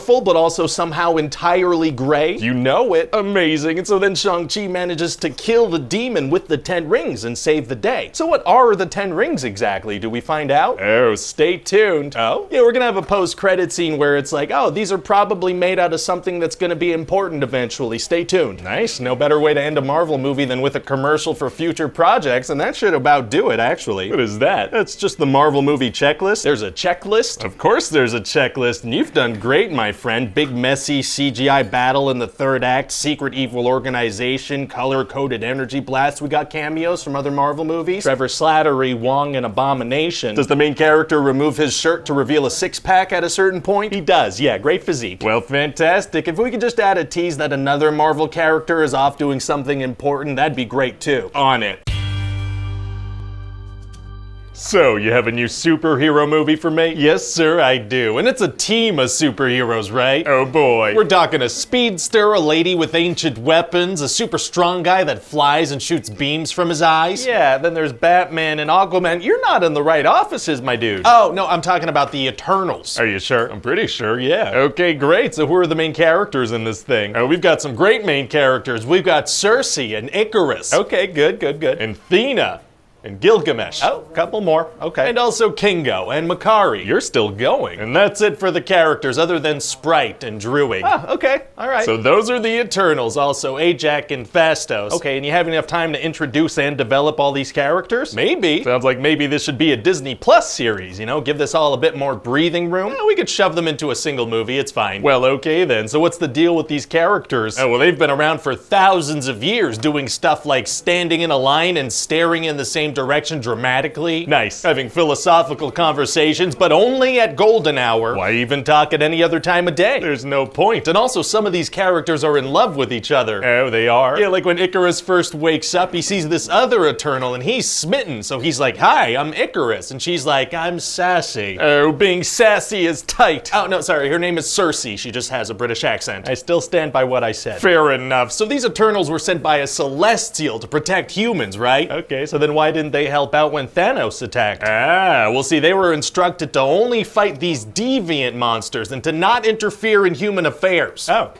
Okay. And also they introduced technology to humans, which humans then use to kill each other. Okay, that feels like getting involved in human conflict. Somehow that doesn't count. Oh, okay, and so you said they all have powers? They do, yeah. One of them has super strength, one of them can make illusions and is a child, and another one could do mind control, which obviously he's not allowed to use. And these Eternals were created by Celestials to go fight deviants. That's right. And why not give them each all the powers? Unclear. So anyway, they wiped out all these deviants like 500 years ago, and then they kind of split up. Okay. But then deviants start popping up again, and Ajax gets killed. Oh, she's one of the characters, I think. I'm almost sure of it. That's right, yeah. We'll learn a little more about her later, but for now, just be sad about that, okay? I'll try, but I don't really know who that is, to be honest. So now that the deviants are back and an Eternal is dead, they gotta get the band back together. Oh boy. And so, there are so many characters that pretty much takes up the whole movie. Oh, it does, okay. Yeah, like they go pick up Kingo, who's now a Bollywood star, so that's fun. That's fun. Oh yeah, and side note, I already have Kumail Nanjiani interested in playing the role. Oh, you do? Yeah, he's super motivated. He said he's gonna work out for like a year to get in Marvel shape, like crazy ripped and muscular. Oh, what'd be funny? If we have him do all that work and then we don't even give him one of those classic Marvel shirtless scenes. Oh, that's a hilarious prank. Okay, let's do that. A very good prank. So then what happens? Well, we're also gonna find out the real reason they were all sent to Earth to stop deviants from killing humans. And why is that? Well, see, once the Earth reaches the necessary population, a Celestial can be born from the Earth's core, and everyone on the planet will die. Oh no. Yeah, it's pretty serious, and the Eternals have unknowingly been doing this a lot, but every time a Celestial is born, they get their memories wiped. Okay, so if that's how new Celestials are born, it definitely feels like it would have been in their interest to get involved in the Thanos situation of wiping out half of all populations. Maybe, but see, the thing is, we already didn't introduce the Eternals into the Avengers movies, so I'm gonna need you to get all the way off my back about this. Oh yeah, okay, let me get off of that thing. Oh, I should also mention that there's this one deviant monster that's like evolving and growing intelligence every time he kills an Eternal. Oh boy, I bet that's gonna come into play later. Not particularly, no. Oh. Yeah, he's like, oh man, I guess we're all just pawns of Celestials, huh? And then he's gonna show up in the final fight and just kind of get killed. Feels like an interesting concept to flesh out more. Well, there's no time.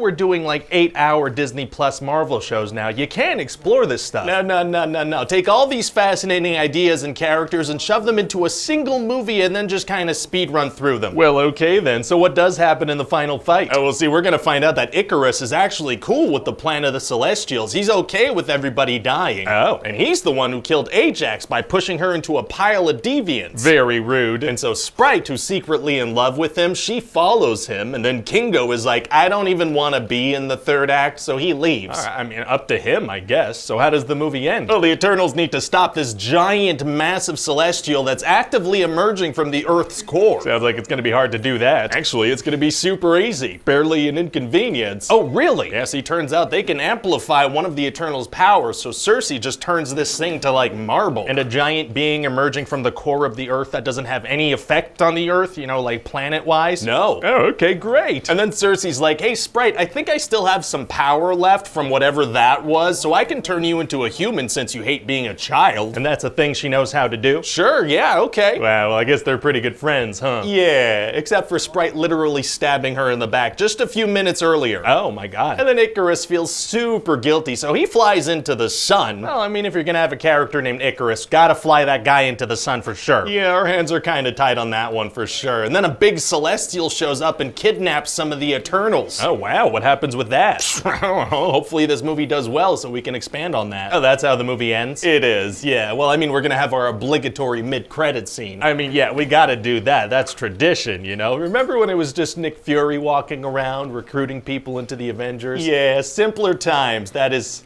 not where we're at anymore. Why? What happens in this one? An alcoholic troll pops out of a space portal and introduces one of the guys from One Direction. I mean, yeah, okay, that may as well happen, sure. So what do you think? Well, it sounds like it could be a fantastic series. This is a movie. I said what I said. But anyway, no matter what we do, people are gonna love it. I mean, this is the MCU we're talking about. Very true. So, you have a Spider-Man sequel for me? Yes, sir, I do. The third entry in the, I guess, home trilogy. Yeah, it seems like we decided that was a thing at a certain point. So what happens in this movie? Well, now Peter is super famous because Mysterio revealed his identity in the last movie, right? Oh, yeah. Yeah, so his world's turned upside down. The media's all over him and his friends. That Flash guy writes a whole book about it. Oh, boy. And there are also some legal troubles involved, so they get this. They get Matt Murdock in. Charlie Cox. He's from the Netflix show. Yeah, he is. Oh boy, doesn't get much crazier than that. Oh, you have no idea. Well, that's rude. No, I have idea. No, because sir, check this out. I was thinking we get Andrew Garfield to come in as Spider-Man from another universe. Oh. Yeah, I mean, he's great. Okay, I was expecting a bigger reaction than that, but also we get Tobey Maguire in as Spider-Man too. Good actor. Sure.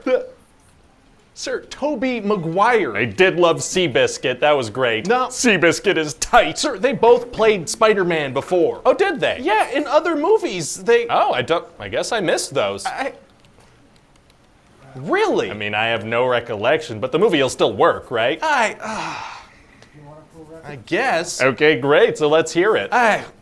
Okay, I mean, I was hoping we could get Alfred Molina to come in as Doc Ock. Oh, he was fantastic in Chocolat. Okay, no, you know what, sir? I'm gonna need you to go watch 5 Spider-Man movies real quick, okay? Oh, really? Yeah, the impact. None of this is gonna land the way I wanted to if you haven't watched those 5 movies. 5 movies. Okay.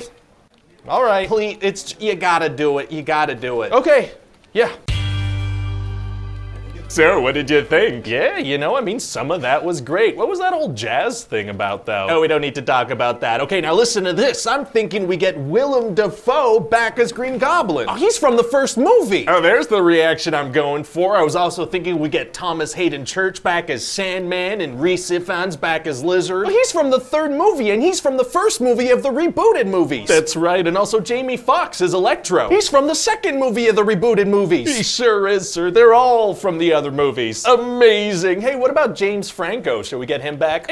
Dane DeHaan? Meh. Well, okay then. So what happens in the movie? Well, okay, so it turns out that being the most famous person in the world has kind of ruined Peter and MJ and Ned's chances of getting into MIT. Oh, okay. And so Peter feels bad, so he goes to see Doctor Strange to ask him to cast a spell to make everybody forget he's Spider-Man. And how does that go? Oh, not well, sir. See, he starts the spell, but then Peter keeps asking for little changes to it, like he wants MJ to remember him. So Doctor Strange takes a minute to just talk it through? No, God, no. Why not? So the movie can happen. Oh, okay, gotcha. So the spell gets messed up, and then people from other universes that know that Peter Parker is Spider-Man start popping into this universe. Wait, did Electro know that Peter Parker was Spider-Man? No, he didn't. So, okay. So eventually Peter's gonna capture all these villains, and they're gonna kind of recap each other's movies to each other, a bunch of inside jokes for fans. Very fun. And then Doctor Strange makes this box that'll send everybody back to their universes. Oh, great. But the thing is, they all got zapped over here pretty much right before they died. So Peter's like, well, we have to help them. We can't just send them to die. Oh. But Doctor Strange says no, so Peter steals the box, and then Doctor Strange brings him into the mirror dimension, which he controls. Oh man, it's gonna be tough for Peter to beat Strange in there. Actually, it's gonna be super easy. Barely an inconvenience. Oh, really? Yeah, cause see, Math? Oh, math. Yeah, math. that works, kinda. So what else is gonna happen? Well, there's kind of this consensus on the internet that everybody's tired of seeing Uncle Ben die in Spider-Man projects. That does seem to happen a lot. Yeah, so I figure we don't do that. Right. And instead we kill Aunt May. Oh my god. Yeah, Green Goblin's gonna blow her up, and right before she dies, she's gonna tell Peter, you know, with great power must also come great responsibility. Yeah, that lesson just doesn't carry the same weight without one of your parents' siblings violently dying. Very true, sir. So anyway, then Ned is gonna use Doctor Strange's sling ring to try and open a portal to get Peter. And that's a thing he can do? Yeah, we're gonna throw in a line about him having magic in his family, so he can do portals now. Wow, okay, so we're just kinda crapping on Doctor Strange's abilities in this movie a little bit, huh? A little, yeah. Well, okay then. And so then these portals open, and that's how these other Peter Parkers come in, the ones played by Tobey Maguire and Andrew Garfield. Oh, wow.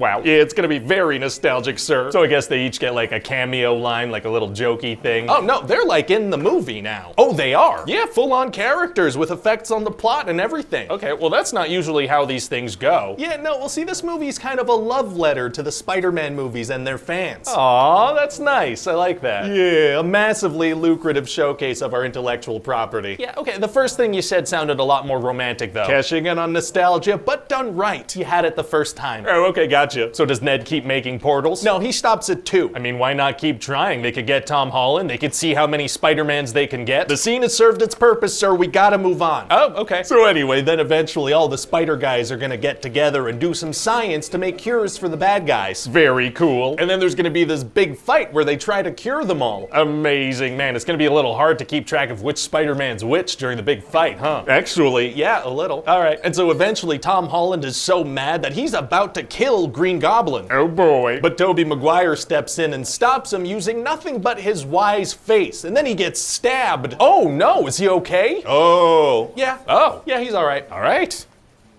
It was kind of rude of you emotionally, you know. Well, so none of their spidey senses went off when he was about to get stabbed? No, because they were having a moment. Spidey senses don't work if you're having a moment. Oh, good to know. So then it looks like all these other people are about to come in from other dimensions. It's about to be nuts. Oh no. So Tom Holland, Peter, has Doctor Strange cast a new spell where everybody forgets about Peter Parker entirely. Oh, very selfless. It is. So then all the villains get sent back to their universes, all cured and whatnot. Are they being sent back to just a second before they're killed? Yeah, maybe. So anyway, then it's all very sad for Tom Holland Spider-Man because MJ and Ned don't remember him. Oh, that's sad. Yeah, and he's about to go explain the whole situation to them, but then he realizes they're probably better off without him in their lives. Very sad. It is, yeah. So he's got to get an apartment all by himself and start over. So he still has like a social security number, like the government still remembers him? Birth certificate? Maybe. What happens with all the videos and news reports about him being Spider-Man? I guess the memory spell works on computer memory also. What about Flash's book that he wrote? Okay, look, sir, I'm gonna need you to get all the way off my back about this memory spell, okay? We're going for a clean slate kind of thing here. Oh, okay, let me get off of that thing. Thanks. So what do you think? Oh, it sounds like a really good time, you know?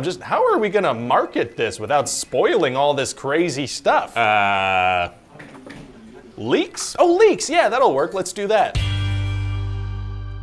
So, you have a Doctor Strange sequel for me? Yes, sir, I do. It's gonna be called Doctor Strange in the Multiverse of Madness. Oh boy, I bet we're gonna see some wacky multiverses. Oh, you know it, sir. Oh man. Briefly. What? Glimpses of them for a minute or so, they're gonna flash by.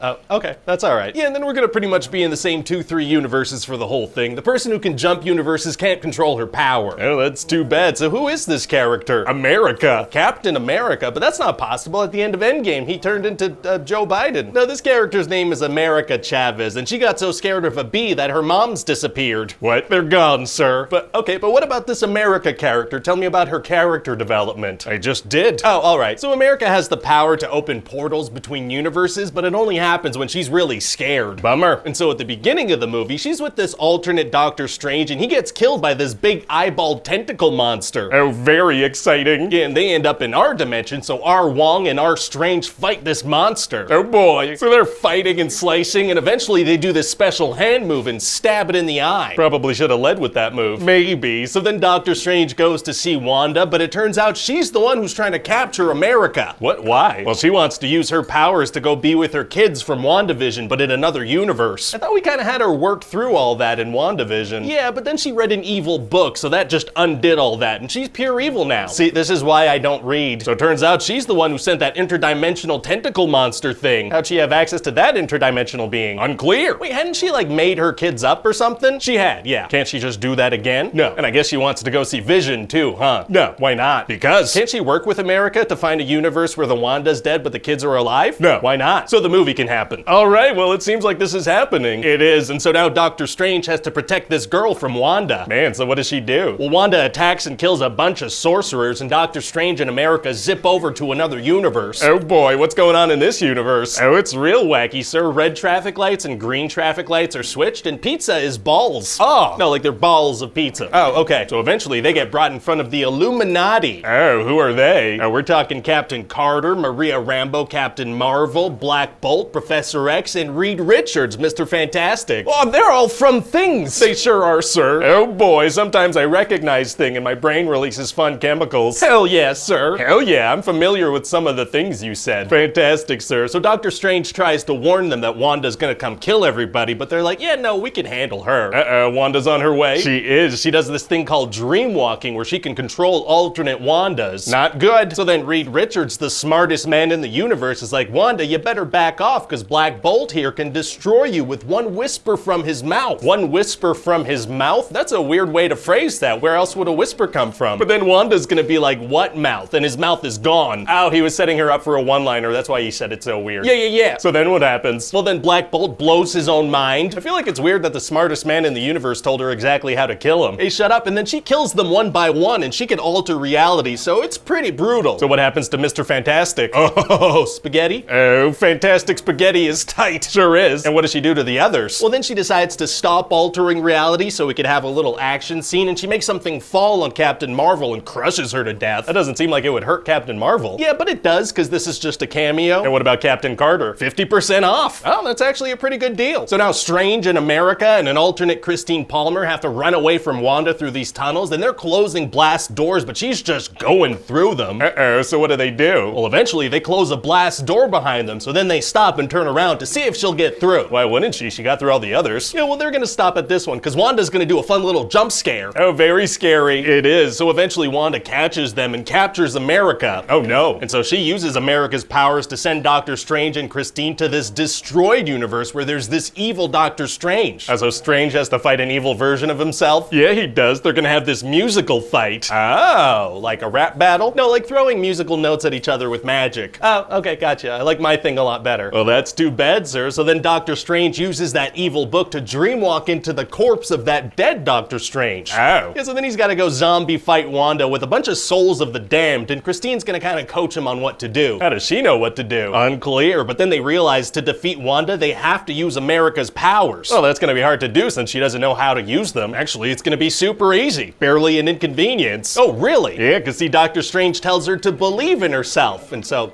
you know, that does the trick. Oh, okay, well, great. Yeah, the power was inside her all along, or whatever. So she sends Wanda to another dimension and sees her kids, but they're scared of her, so she realizes she's kind of a monster. Wow. Yeah, so then she collapses a temple onto herself. Jeez. So at the end of the movie, America is training to be a sorcerer, just like Doctor Strange. She's not trying to look for her moms? Oh, yeah. No, she's not. Well, okay then. So what do you think? Well, I think it sounds like a lot of fun. I'm just trying to think of some cool Reed Richards casting, right? You know, something that'll get people talking. Any ideas? Nope, no ideas. Wait, do that again? Do that again, but look to your right. Yeah, there it is. Okay, I know exactly who to get. So, you have a new Thor movie for me? Yes, sir, I do. And let me tell you, he's dumber than ever. Oh, okay. Yeah, just real. He's not smart at all, this guy. All right, well, I can't wait to see him team up with the Guardians of the Galaxy. You know, we kind of ended Endgame with them taking off onto adventure together. Oh, yeah, and let me tell you, sir, the Guardians of the Galaxy are gonna be in this. Oh, boy. Just ever so briefly. What? So we're gonna meet this guy, Gore, right? And all his people have died, and his daughter, too, even though he's been praying to their god. Okay. And then he meets his god, who it turns out is a big old jerk, and then he gets chosen by the Necro Sword and kills the god. Oh, wow. Yeah, so now Gore has become the God Butcher, and he's just gonna go on a rampage. He wants all gods to die. Why? Well, he thinks they're all selfish and they only care about themselves. Dang, well, it's gonna be crazy to see him going around butchering gods. Oh, yeah, except no, that is gonna be happening off screen. But he's the God Butcher. Yeah, so he's off doing that. We're not gonna see that. I would like to see it. No. Ah, dang it. Anyway, so then we're gonna meet up with Jane Foster. And what's going on with her? Well, she has stage 4 terminal cancer. Oh my god, that's terrible. Yeah, but don't worry, sir. Everything's still gonna be hilarious all the time. That wasn't my concern. Still plenty of jokes per minute, sir. Don't even worry about it. Right, okay, maybe there shouldn't be in some parts. We're gonna be cruising at a furious JPM. All right. You know those screaming goat videos from the internet? internet from like 10 years ago? Yeah, we're bringing that and a bunch of screaming goats the whole time. All right, I mean, that was really funny 10 years ago. I guess it might still be funny now. Well, I hope you do like it, sir, because if it doesn't land the first time, it's certainly not gonna land the next 7. Wow, well, geez. So anyway, Thor finds out from Sif that Gore is butchering all these gods in amazing ways that I'm never gonna show you, and he's on his way to New Asgard next. Oh no. Yeah, New Asgard has become like super touristy. Like they have an ice cream shop called the Infinity Cones. It has like an Infinity Gauntlet theme. That kind of seems like it's in poor taste. No, it tastes fantastic. I mean, it's ice cream. No, I mean, the Infinity Gauntlet was used in like a worldwide tragedy that's kind of messed up for a theme. Yeah, nothing a little ice cream can't solve. That's a good point. Yeah, okay. So Thor shows up to New Asgard and he sees that Jane is now also a Thor. What do you mean? Well, turns out back when they were dating, Thor had asked Mjolnir to protect Jane, so that's what he's doing here. Wow, well, it's gonna be cool to see her transform for the first time. Yeah, except no, that's off screen. That's off screen too. Okay, all right, dang it. So anyway, now she has this super cool Thor outfit, because that's what happens to you when you wield Mjolnir. That didn't happen to Captain America when he had it. Hey, shut up. And so then Gore steals all these children and runs away. Oh, super rude. And so his plan is to lure Thor, because he just knows he's gonna come to the rescue of these kids. He believes that all gods are selfish and only care about themselves, so his plan is to capture people that they care about, because they would definitely come help them. Yes. Well, okay then. So Thor goes to the city where a bunch of gods live, including Zeus, and he tries to get them to help, but they're all scared of Gore. Oh man, all these gods in one place? That's the perfect setup for a Gore the Butcher attack scene. Oh, you know it, sir.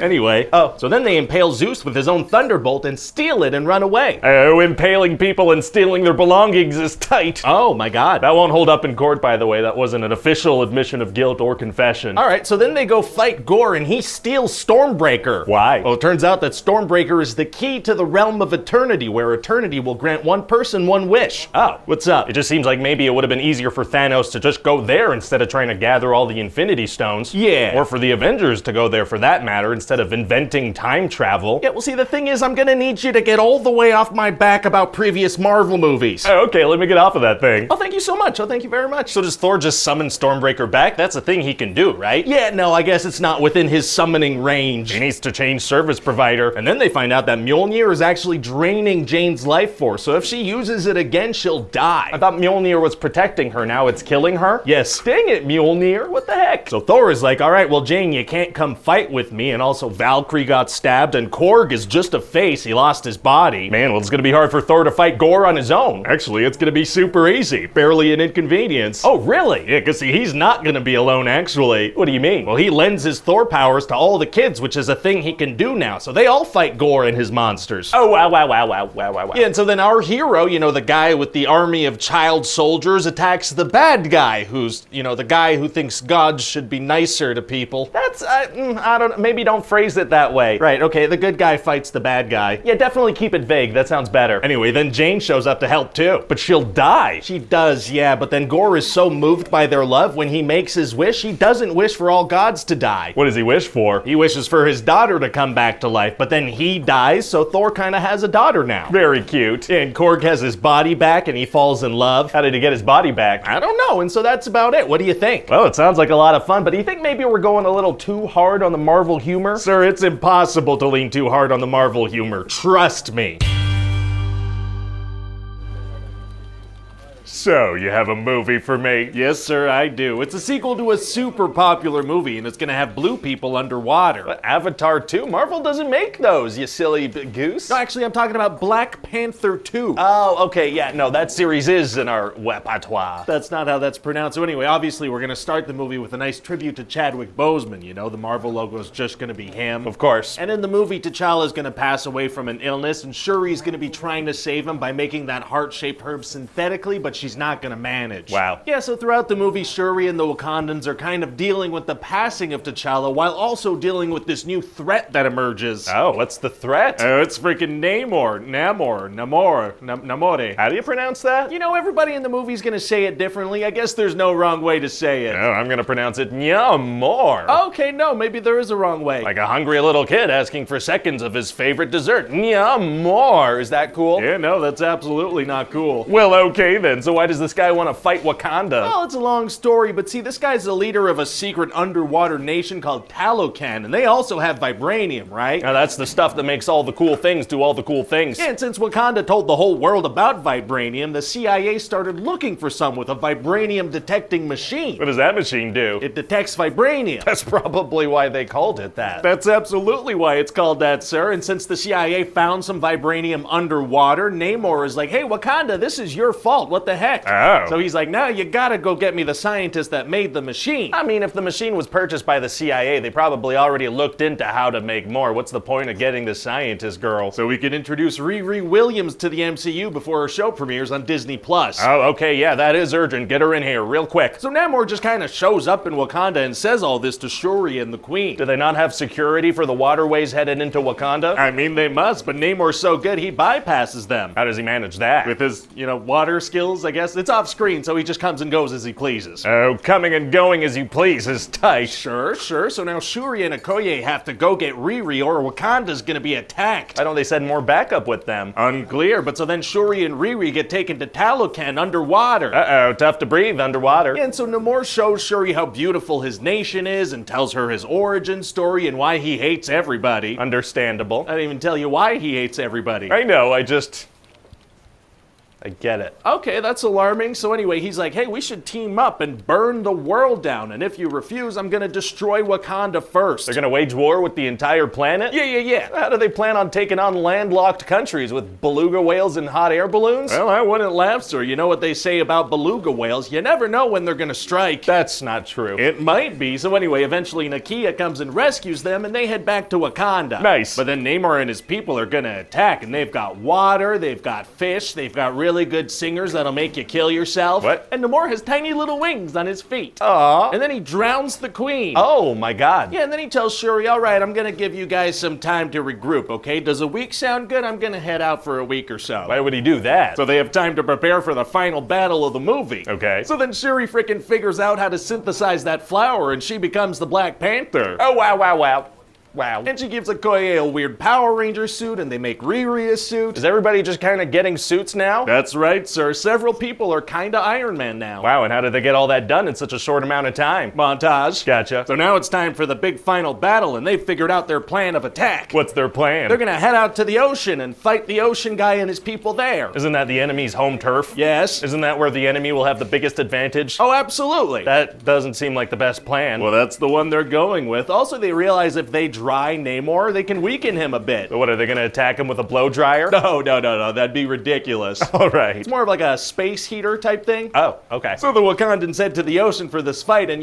really get their butts kicked. Yeah, because that's where the enemy's at their strongest. For sure. But Shuri's gonna manage to dry Namor off a little bit and get him on land, so they're gonna fight while he's weakened. Oh, great. But then she gets badly impaled, right through her. Oh my god, well, it's gonna be impossible for her to beat this guy with that kind of injury. Actually, it's gonna be super easy. Barely an inconvenience. Oh, really? Yeah, because see, check this out. What she does is she's fine immediately. Oh. Yeah, all good right away, so. But what about the severe impaling wound? Hey, shut up. So then she's about to kill this guy, but then she's like, hey, what about an alliance? And he's like, oh yeah, okay, sure, an alliance. And she trusts the word of this guy who just killed her mom and made that promise under the threat of death?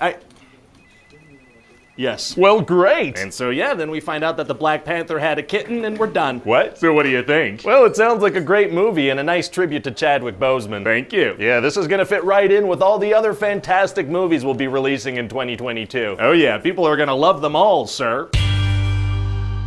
So, you have a new Ant-Man movie for me? Yes, sir, I do. Oh boy, we gotta make this good because this is gonna be the kickoff for Phase 5. Yeah. So it's gotta live up to Phase 4, which a lot of people are saying was the most exciting phase yet. Well. So I figure we make this one take place in the quantum realm. That's where small things are. Very small things, sir, and we're gonna have a ton of excitement in this one. Sick. Oh yes, sir, tons of helmet removals. Don't you worry about that, there's gonna be a lot. What? Helmet removals, sirs. Characters are gonna take their helmets off dramatically a shocking number of times. Why? Because that's the coolest thing a person could do. Is it? Oh yeah, check this out, sir. Oh my god. Right? Do that again. Oh, all right, this is gonna be a good movie. Anyway, so Scott's daughter Cassie is older now, and she's built this machine that can send a signal down to the quantum realm. Right. But Janet is like, whoa, you can't be doing that. The quantum realm is dangerous. You can't stop doing that. Wasn't she messing around with quantum stuff with them at the end of the last movie? Hey, shut up. And so suddenly this machine goes nuts, and they all get sucked down in the quantum realm. Oh my God. Like they go into it. Oh, okay, so wait, what's Janet afraid of down there? Well, see, she met this guy Kang down there, and she helped him repair this ship of his. Okay. But when they have it all fixed up and she touches the ship, it gives her all these visions of Kang conquering and murdering people. Kind of a weird feature for a ship to have. So then she decided to mess up his ship's power core to make him stuck down there, and she's afraid he could get out. Also, why were they even messing with that stuff? I mean, she must have told them about Kang down there. Well, no, she kept that to herself. Oh, she did? Yeah, in fact, she doesn't tell them until much later in the movie when they've been down there for a while. Why? So the movie can happen. Oh, okay, gotcha. So anyway, they get separated down there, and Scott and Cassie get captured by some quantum people that live down there. Uh-oh. And so they go up to Scott like, are you a spy? And Cassie's like, no, he's not a spy, he's my dad. So they're like, oh, okay. How does that prove anything? Why couldn't they both be spies? Unclear. And so these folks are scared of Kang because he's been conquering everything. So Cassie's like, Dad, we gotta stay and help these people. Shouldn't they find their family first? Yeah, but she wants to help because that's her one character trait, and so she gives her dad some crap about that. These could be cannibals or something. They don't know anything about them. Yeah, anyway, then they get attacked, so these people are like, hey, you led them right to us. Didn't they capture them and bring them there? They did, yeah, and then Scott and Cassie are gonna get attacked by MODOK. Oh, MODOK, huh? What's his deal? Well, turns out he's Darren Cross. Hey, who is that? Darren Cross, he was, the generic bad guy from the first movie. He's from the first movie! Yeah, he is. So when he got sent down to the quantum realm at the end of the first movie, he got all messed up, and we're gonna see his tiny little butt. What? And Kang turned him into this killing machine called MODOK. And what's he like? Well, his head's all stretched out weird like this. Oh my God, how did you do that? I've been doing Pilates. Oh, okay. So anyway, meanwhile, Janet, Hope, and Hank are trying to track down this guy that Janet used to know down in the quantum realm. Who's this guy? Well, his name is Krylar, and we're gonna find out they had a little romantic thing going when she used to live down there. Oh, quantum infidelity is tight. And so this guy used to be a good guy, but now he's a bad guy. Oh no. Yeah, so they steal his ship and escape. Very exciting. And so then Scott is gonna meet Kang, and Kang is gonna be like, hey, help me retrieve my ship's core or I'll kill your daughter and make you relive it over and over. Oh my God. So Scott's like, geez, okay, I'll do it. He doesn't like how that sounds. He doesn't know. So then he is gonna do what Kang asked. Uh-oh. And so then Scott's gonna turn into Giant Man and stomp around yelling, our word is our bond. Kind of a strange strategy, but yeah, that might help. And Cassie's also gonna help start an uprising with those quantum people from earlier in the movie. All right, I don't feel like I know those characters and I'm not super emotionally invested. And this guy with a yellow beam thing for a head is gonna die. Oh no, guy with a yellow beam thing for a head. And Cassie's also gonna have to fight MODOK and try to convince him to join their side. Well, it's gonna be hard to convince such a bad guy to help out. Actually, it's gonna be super easy. Barely an inconvenience. Oh, really? Yeah, she's gonna be like, don't be a dick. And so, that works immediately. Oh, wow. Wow. And then Hank shows up with some super evolved ants and they beat the crap out of Kang. Very violent insects. So then the good guys are gonna be going home through a portal, but then Kang's gonna pop out again and start beating the crap out of Scott. Oh no. Yeah, and Hope's gonna pop back in to help out and the portal's gonna close behind her. Oh yeah, Hope. I forgot she was in this. Me too, sir. So then they manage to defeat Kang and maybe he's dead, maybe. Wow, so they're stuck in the quantum realm, huh? They sacrifice themselves? No, the portal can just reopen, so they go home. Oh. Okay, I thought there would be some consequences or something. I mean, it has consequences, sir.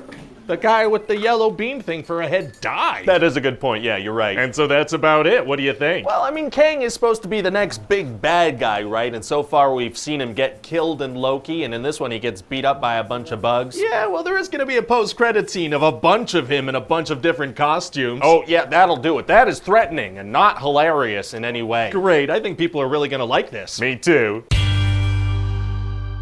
So, you got some Marvel content for me? Yes, sir, I do. Some freaking Guardians of the Galaxy. Nice. Now, did you want to make a movie or take a secondary character and stretch a story out over 8 episodes and shove that on Disney+? I was thinking like a third movie. You sure? Yeah, plus we already did that I Am Groot short series on Disney+.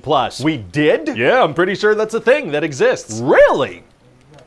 Wow, we might have to slow this machine down. I have no recollection of that. So anyway, in this movie, Rocket's gonna get injured, right? Oh no. Yeah, and so the Guardians need to go get something from the dude that created him in order to save Rocket's life. Oh, and where does Adam Warlock factor in? What? Adam Warlock? We ended the last movie with this big reveal that he was coming, so he's gotta be in this one. Oh, Did you not include him? No, I did not. Oh, tell you what, he's the one that injures Rocket. There you go, he's in. Okay, and then I don't know, he'll just kind of show up once in a while. That works. Oh, thank God. So what else happens? Well, so after Rocket gets injured by Adam Warlock, we promise, the Guardians want to fix him up, but they discover he has this kill switch installed inside of him by this company, Orgel Corp. What's the name of the company? Orgel Corp. Oh, making seal noises is tight, but seriously, what's the name? It's not important. Anyway, they gotta head over there and Gamora is gonna go with them. But she died and we showed the body and everything. Well, this is like a different, like a past version of Gamora, so she's there now. How? Well, see, the thing is, we could do whatever we want. We really can. There's magic. I don't care. That's a good point. Yeah, okay. So she doesn't actually remember her friendship with the Guardians or her relationship with Star-Lord, but by the end of the movie, she's gonna come to like them. Oh, so her and Star-Lord go kissy-kissy? No, actually, he comes to accept that the Gamora he loved is really gone, and she goes back to her chosen family, the Ravagers. No kissy kissy. No kissy kissy. Typically we do kissy kissy, but we're not gonna. It's tradition to do kissy kissy. I think it's probably better storytelling to not kissy kissy, like it's about him letting go. You're crazy, man. So anyway, then there's gonna be some cool, fun action stuff going on Orgel Corp, but then they find out that the princess is in another castle. What? Sorry, the info they need's in another guy's brain. They gotta go on the next fetch quest, okay? Okay. And keep in mind, sir, everyone's bickering this entire time, so that's gonna be very entertaining. It's very fun when bickering happens. Is it? God, I hope so. And so who's the big bad guy in this thing? Well, see, he's actually the guy behind Orgel Corp. He's High Evolutionary. Okay. And he's gonna be one of the most hated villains ever. Just instantly despicable, this guy. Must have been tough to write a villain that's just instantly despicable. Actually, it was super easy. Barely an inconvenience. Oh, really? Yeah, see, I developed this strategy that causes instant hatred in audiences. Check this out. Oh, a puppy! Uh-huh.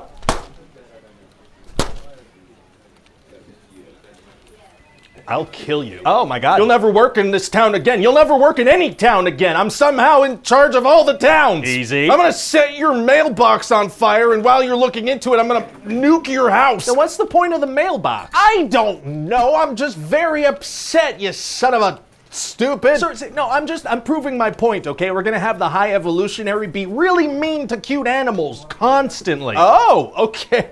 Yeah, that's gonna work. Yeah, see, we're gonna have constant flashbacks to horrifying experiments being done to baby Rocket and his little friends. But wait, present day Rocket doesn't have cute little animal friends? Yeah.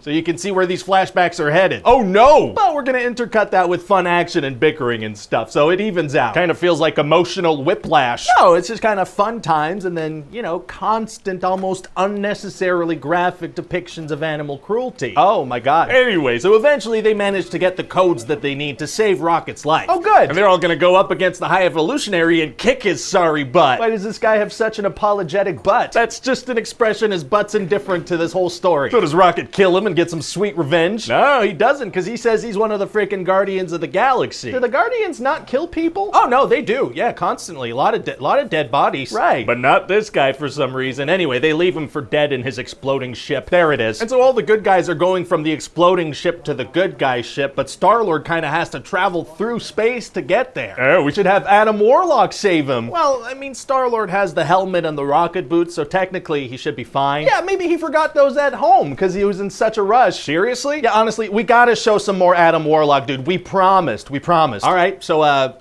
yeah, Star-Lord forgets his space gear for the space adventure, and Adam Warlock saves him, because we said he'd be in this. Oh, wow. Anyway, so then most of the Guardians decide to retire, and everybody gets happy endings. Oh! Story-wise. Oh, okay. So what do you think? Well, it sounds like a good movie, you know, just the kind of thing the MCU needs right now. Nice.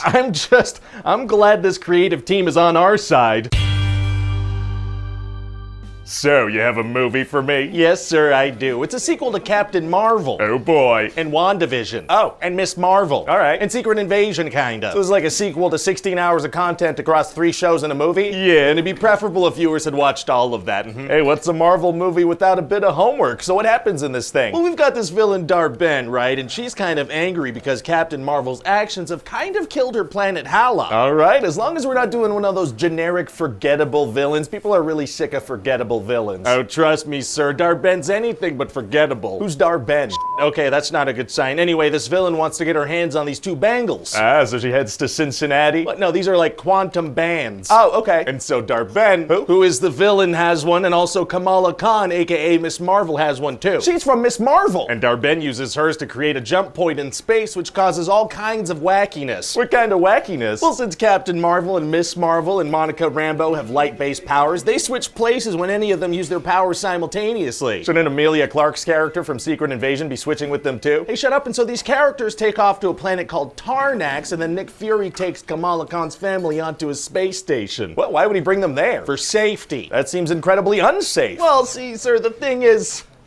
I want them in the movie. They're funny. Fair enough, so what happens next? Well, Nick Fury's gonna crack jokes the whole time. You know Nick Fury. We just had him being pretty depressed and brooding in Secret Invasion. Get really funny stuff. So then Dar-Ben is gonna steal all the breathable air from this planet and send it back home to Hala. That's Spaceballs. Your Spaceballs. Oh, my Spaceballs are tight. Okay, carry on, you got me. So now Miss Marvel wants to stay behind and save all the people from this dying planet, but Captain Marvel's like, no, we save who we can. We gotta get out of here. Oh. Yeah, so we're gonna see Miss Marvel be like, what the heck? Oh, she's disappointed in her hero. That's an interesting thing to explore. Definitely. It's gonna be a super interesting 20 seconds. We're not diving in deeper than that? Oh no, there's no time. Why not? I've already moved on. Oh, okay, I didn't realize. So then they go to this other planet where everybody sings, and if you don't sing, they don't understand you. What? And Captain Marvel is a princess, and she sings, and she wears a princess dress, and she sings too. What is going on? A bunch of cute space kittens gobble people up, but then they spit them out to safety, and that's those are kittens. They're heroes now. Hey, excuse me, what are you talking about? All right, full disclosure, I did one of those take your daughter to work days and let my 4-year-old take a crack at some of these scenes. Oh, cute. All right, that clears that up. And then the bad guys are gonna attack. Hey, since these people are musical, it could be cool to do some kind of musical fighting style. No. All right, and now Dar-Ben wants to steal the sun from Earth. Uh-oh, we need that thing for tanning purposes. Now, who's Dar-Ben? She's the villain. And what's her deal? I told you about Dar-Ben already. I did that. No, doesn't ring a bell. Oh, that's not great. All right, anyway, now the Marvels need to fight her. Very exciting. And Dar-Ben's gonna get both quantum bands and tear a frickin' hole in space-time and die. Not good. Yeah, so now Monica Rambeau has no choice but to close this hole from the other side. Why can't she close it from their own side? Because that's what I wrote here. Oh, okay, gotcha. And so now that the universe and Earth are saved, Captain Marvel's gonna go back to Hala and try to save that planet too. Oh, she is? Yeah, she's gonna tell Miss Marvel, I'm gonna bring Hala back, girl. I mean, that sounds like it's gonna be tough. It's not just gonna happen like that. Actually, it's gonna be super easy. Barely an inconvenience. Oh, really? Yes, she flies into the sun and makes it hot again with her powers. I mean, if she has the power to reignite a sun with her powers, how is this villain difficult for her to beat at all? Well, no, she had to learn the power of friendship and stuff. That works. And so that's about it. What do you think? I mean, it sounds like some Marvel content. I think we just need a bit more to get people excited for marketing purposes. We can cut a trailer that kind of reminds people of older MCU movies that they really like and be like, hey, this is connected to that. Yeah, I mean, let's definitely play that card and throw that in there. Let's also toss a CGI beast into a mid-credit scene, get people talking about X-Men. Oh, yeah, that'll get word of mouth real buzzy. Fill those seats up.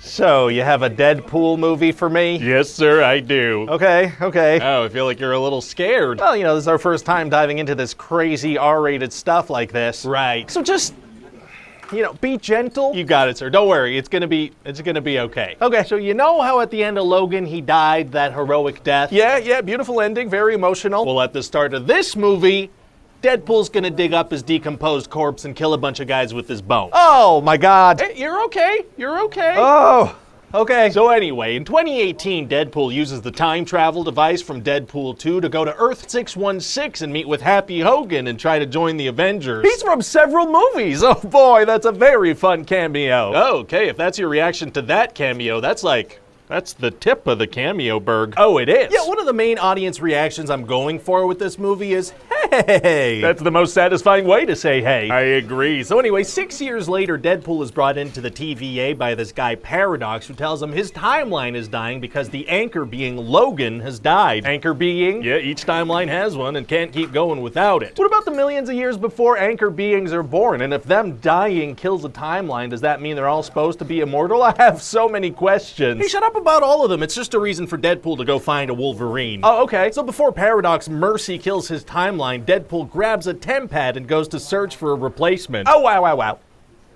Wow. Yeah, so there's going to be a very fun multiverse montage. There's going to be a short Wolverine. There's going to be one played by Henry Cavill. He's from Argyle. Yeah.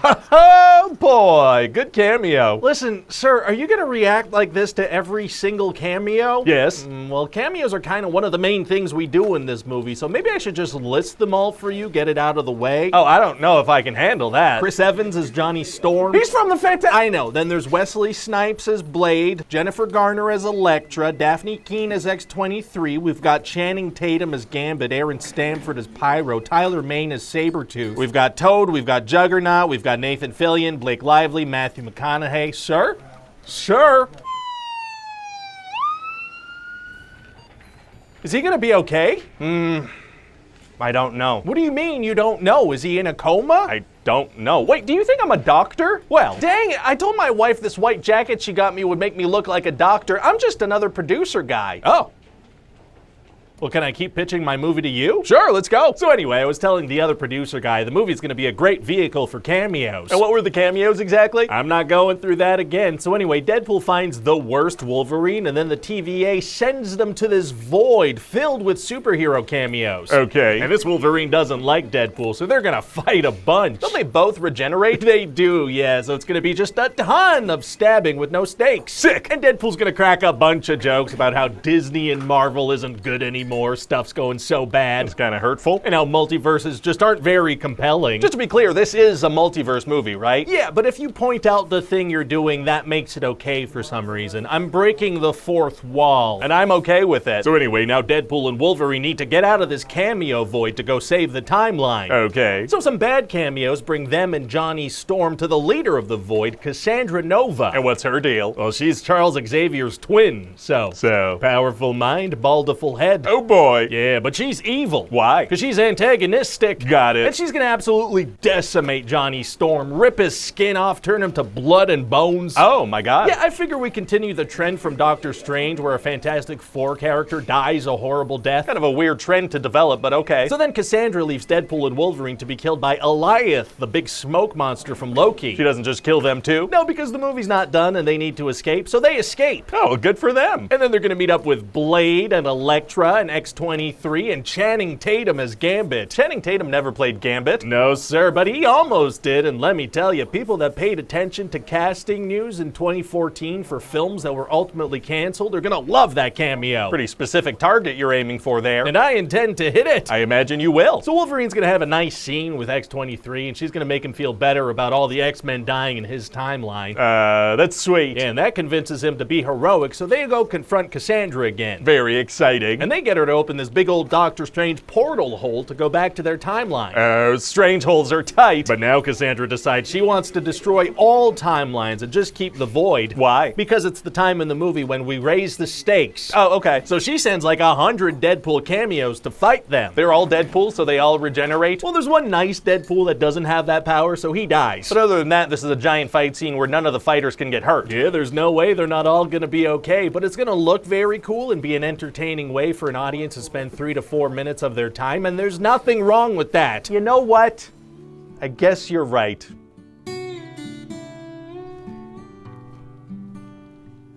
So Cassandra wants to destroy all the timelines. Yeah, but they find out that if they cut power to this time ripper machine, they can save the day, but it'll kill whoever does that. Wow, so it's going to be impossible for both of them to survive till the end of the movie. Actually, it's going to be super easy, barely an inconvenience. Oh, really? Yes, he turns out it would kill one person, but they both use their bodies as conductors, and so they're okay. Oh. Yeah, the power of 2. Oh, that's got a nice ring to it. I'm going to mention that to the Star Wars team, see if that inspires them. That sounds like it's going to be good. So anyway, then there's a happy ending, and the whole movie's just kind of a love letter to the superhero movies that came before. A love letter to what's come before. I like that. Yeah, you know, a nice way to say goodbye to the past and let it go. No, I don't like that part. I'm not gonna do that part. What? So, you have a new Captain America movie for me? Yes, sir, I do. So the last time we saw Sam Wilson was in his Disney Plus show, and he solved everything by telling a senator to do better. Oh yeah, that was so iconic, the way he was like, you're not very good at your job. Is he gonna save the day with a speech to a politician in this one too? Well, I don't want to spoil it, but yeah, he totally is. Oh my god, this is why people watch superhero projects. Yeah. So tell me about this thing. Well, what if I told you that part of the plot revolves around mining rights? I would scream. Part of the plot revolves around mining rights.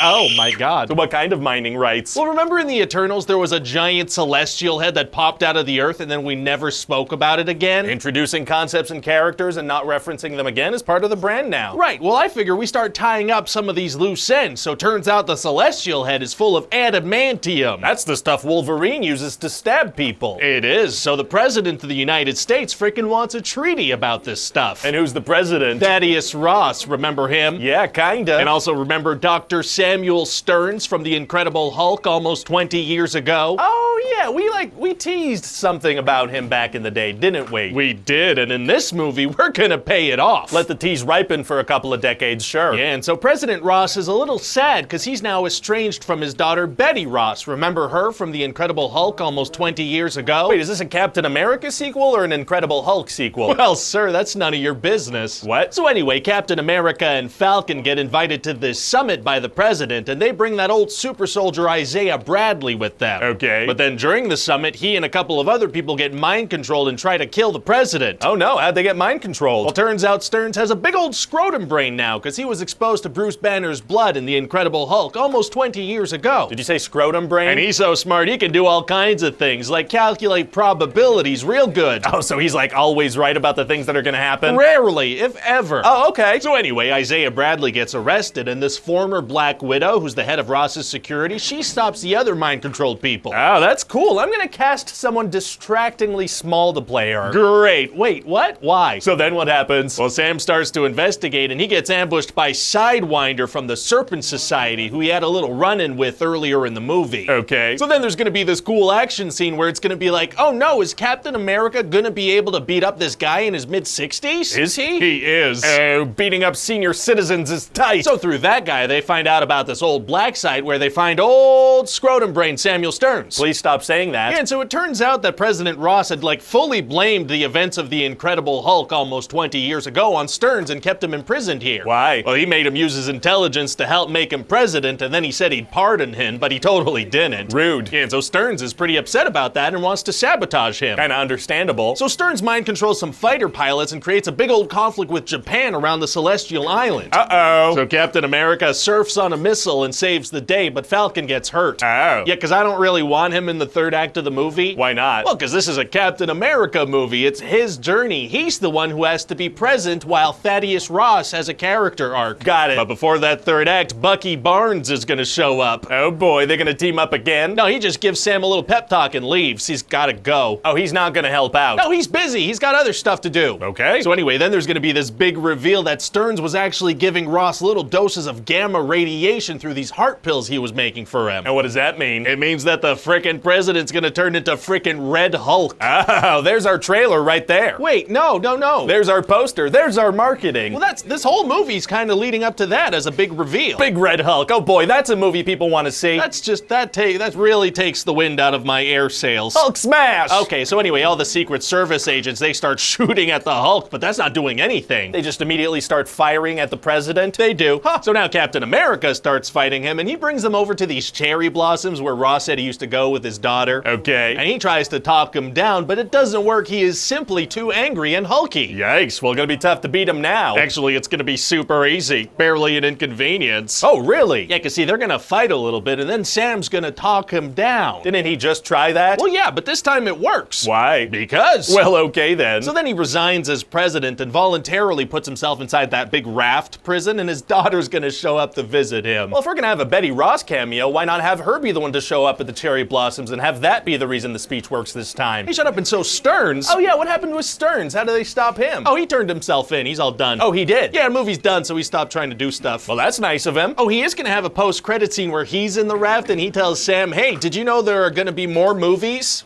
in the future?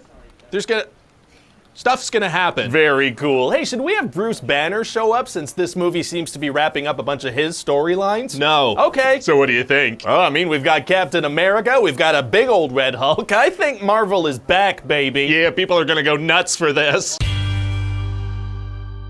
So, you have some new Marvel for me? Yes, sir, I do. It's time to put an end to Phase 6. Or 5? I think it might be 4. Is it 4? Maybe it's 5. You know, nobody knows for sure. Okay, now I have to say, things have not been super great around here recently, and I have a little bit of fear that my butt might be in danger. No worries, sir. This is gonna turn all of that around. It's called Thunderbolts Asterisk. Asterisk? I just said I'm afraid my butt's in danger. No, like an asterisk, like a little symbol. Oh, okay. Wait, why would we put that at the end of a title? Because there's gonna be a big twist at the end where it turns out this team we're following in this movie, they weren't the Thunderbolts, they were the new Avengers. Oh, that is a nice surprise. Thank you. I'm gonna tell everyone as soon as the movie comes out. What? So what happens in this thing? Well, Yelena's doing missions for that Valentina boss lady, but she's sad because she feels like life is meaningless. Oh, has she not heard of money? Because that's what gives my life meaning. Right. I shouldn't say just money, also things. Yeah, right. Well, I guess she hasn't heard of money or things, so she's sad. That is sad. So Valentina sends Yelena on a new mission, but she's got something up her sleeve. Is it elbows? Well, technically, yes. I knew it. But also, she sent all her field agents to the same place to have them kill each other. Uh-oh, which agents? We're talking frickin' Ghost, U.S. Agent, Taskmaster. Oh, Taskmaster. You know, I've been wanting to see more of Taskmaster on the big screen. Yeah, so Taskmaster immediately gets shot in the head and dies. Oh my god. So all these characters are fighting, and they accidentally let this character Bob out of the container he was in. So he's like, hi, I'm Bob. That means nothing to me. But then it turns out this room's an incinerator, and Valentina wants to burn them all to cover her tracks. How do they figure that out? A 2-minute timer appears and it starts getting warm. Probably shouldn't have put a timer on the wall for the incinerees to see. I guess this was a timer that she also wanted incinerated? That makes sense. So does Ghost go through the wall and let them all out? Well, actually, Valentina has this sound thing installed to stop Ghost from doing just that. Very smart. Gonna be tough for them to get out now. Actually, it's gonna be super easy. Barely an inconvenience. Oh, really? Yeah, cause see, the power source for the thing is in the room with them, so they destroy that and Ghost is good to go. Probably shouldn't have put that in the room with them. I guess this was a power source that Valentina also wanted incinerated. That makes sense. So then there's gonna be this thing of, oh, is Ghost gonna come back and help them? But then she does. Okay. And then one by one, each character has a moment almost exactly like that, and they escape. Aha, sounds like they're a reluctant team now. That's exactly what they are. Oh, wow, wow, wow.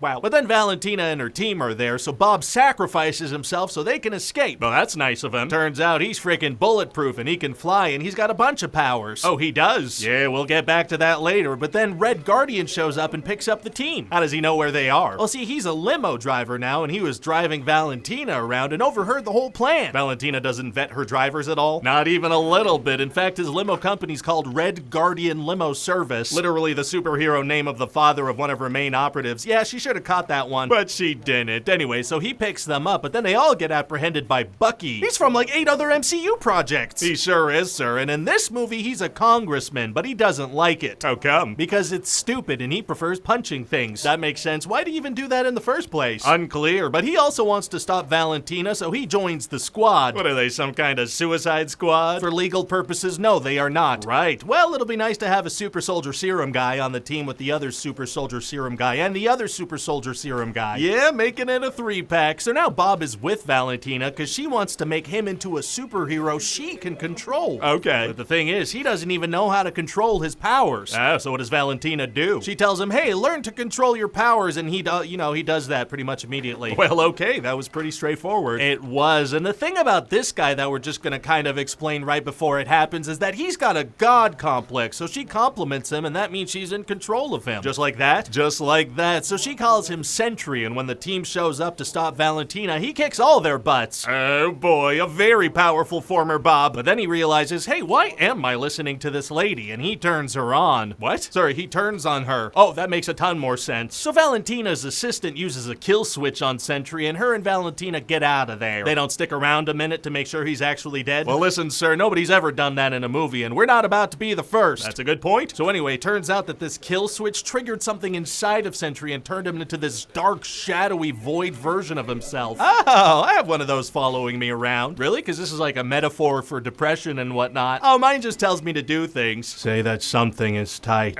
Something is tight. What? Anyway, so this freaking Void character starts attacking everybody in New York City. I mean, if people are still living in New York City at this point, they have like no self-preservation instinct. Yeah, so he starts turning all these danger magnets into shadows. What do you mean? Well, it seems like they're dead, but really they get sent to these shadow places called shame rooms. I've got one of those set up in my basement, if you know what I mean. Gross. So everybody gets sent to these places where they gotta like relive their worst moments. Uh-oh. So Yelena and the team voluntarily go down there and they find Bob. How? By finding Bob. Nice. So Bob starts like beating up his shadow self, but it's not working. So what do? Well, the team all gets together and give him a big hug and tell him that he's not alone, and so that calms him down and the day is saved. So we're doing 2 movies in a row where the big main conflict is resolved by getting somebody to calm down a little bit. That's right, and then Valentina presents them to the press as the new Avengers. Amazing. So what do you think? Well, I mean, technically this is an Avengers movie, so technically this is gonna be a monster at the box office. The biggest we've seen in a while. Hi, this is Ryan George from The Thing You Just Watched. Please enjoy this slideshow from The Thing You Just Watched.